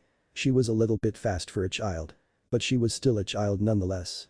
A half-formed Sharingan appeared on his left eye. As soon as the women reached him, he released his Reiatsu, freezing her enough for him to move towards her and gripped her by her neck for the 2nd time. I have no time to play for with children, he stated. But you have annoyed me. His left eye was forced to fully develop. It turned into the eternal Manjikyu. Now then, experience hell. Nothing came out of Soifan's mouth as within the next second, she fell down the ground. The rest of the covert corps tried to attack him, but Naruto raised his right hand. A black ball of energy begun to form at an insanely fast speed on his right palm. But before Naruto could release it, another wave of heavy Reiatsu hit the area. The blonde's technique disappeared from his hand and he turned around to look at Yamamoto with his one open eye. He closed it because it was painful as he had forced its development by pushing much of his power to make it happen. What is the meaning of this? Yamamoto questioned, looking straight at Naruto. His other eye was looking at the fallen Soifan. She was still alive. Naruto did not respond. He took a few steps before going toward Central 46. Yamamoto did not attempt to stop him. He had put the other captains at the entrance of the place to stop Naruto from getting in. He knew that those fools had called him, but in this state, it was best he not go there because he would kill them. Shutara, what happened? Yamamoto questioned the woman who was merely watching everything. Naruto's body and soul were torn apart yesterday before they were put back together. You must imagine how painful the process might have been. And how stressed his body must have been after the process. He had decided to sleep for a few days to allow his body to rest, and he gave me one instruction: don't wake me up. Whether Soul Society had been invaded by hollows, don't wake me up. Whether someone close to me is about to be killed, don't wake me up. Whether the end of the world has come, if I am sleeping, don't wake me up. Don't wake me up meant don't wake me up to Naruto. Yamamoto knew this. He shook his head silently. He had warned Soifan to stay away from the blonde, but she never listens. Will you take her to the 4th Division's barracks? Central 46. Why did you do that? Shy questioned, not sounding the least amused by what Naruto had done. What? Naruto asked. He had done a lot of things. Shy had to be precise on what he was questioning. Force one of your eyes to develop fully like that. Do you know the consequences of doing something like that? What are the after effects? Naruto questioned as he made his way toward Central 46. He could feel the strong reiatsu of the captains waiting for him there. Yamamoto should also come here. Given his state, he could not afford to fight Unohana, Jishiro, Kairaku, and the Seicho at once. He would not win such a battle. His current power was enough to handle Yamamoto, not without the others. I told that the seal had weakened when you regressed to this state. Given that, I was able to allow a part of my consciousness into your inner world. The seal had yet to regain its full strength after that process, but when you slept, giving rest to your body, it regained its full power. And because of your mood, and forcing that power to be active when it's not ready, I am going to disappear in a matter of seconds. So it's true, nothing of you can exist outside of the seal while it is still active and at full power, Naruto stated, not sounding concerned with the development. But the blade can exist because it is no longer you, but something new made of you and I. Shy never replied to those words. His consciousness was already forced back into the seal. Naruto did not mind it though. It changed nothing. But at the same time it showed that the seal was truly powerful, that woman was truly a genius with seals. How long has it been within his body? How long has he been trying to break it? If she was alive it would have been a different story. He would have simply forced her to undo it. He had ways to make her do it. But she was dead and she was the only one who knew of the seal. She never kept notes about it. All he had been doing over the past years was studying it. But even though he had studied it, he had been unable to unlock it. Only a single key remained though. I am afraid we cannot allow you to go through, Naruto heard as he reached the gates of Central 46. Naruto looked at the captains. Perhaps he should fight them and relieve the fact that woman outsmarted him. He had been unable to break the seal she placed on him, on his very own soul. But she was below him in power, but she had done this to him. He had gone through much pain yesterday, and his left eye was causing him severe pains because of the forced development. His other eyes were also affected because of this. He could feel that their development had been halted. This was going to slow things down. Who was going to pay for all these? There are still those vast lord he had sealed in a safe place at Hueco Mundo. He had kept them there so he could devour them when he had become weak. But now he did not have the means to devour them. It was no matter, he could just go and destroy them. That should release some pent-up frustrations. He opened his eyes as it lit up slightly. He was sucked up in a vortex of blackness. He disappeared without a trace of him left. What if Naruto was transported into Bleach? Thanks for watching my video till the end. If you enjoy this content, then do consider subscribing to my channel and leave a like if you guys need the next part, comment down, and thanks for watching the video and see you guys in the next video.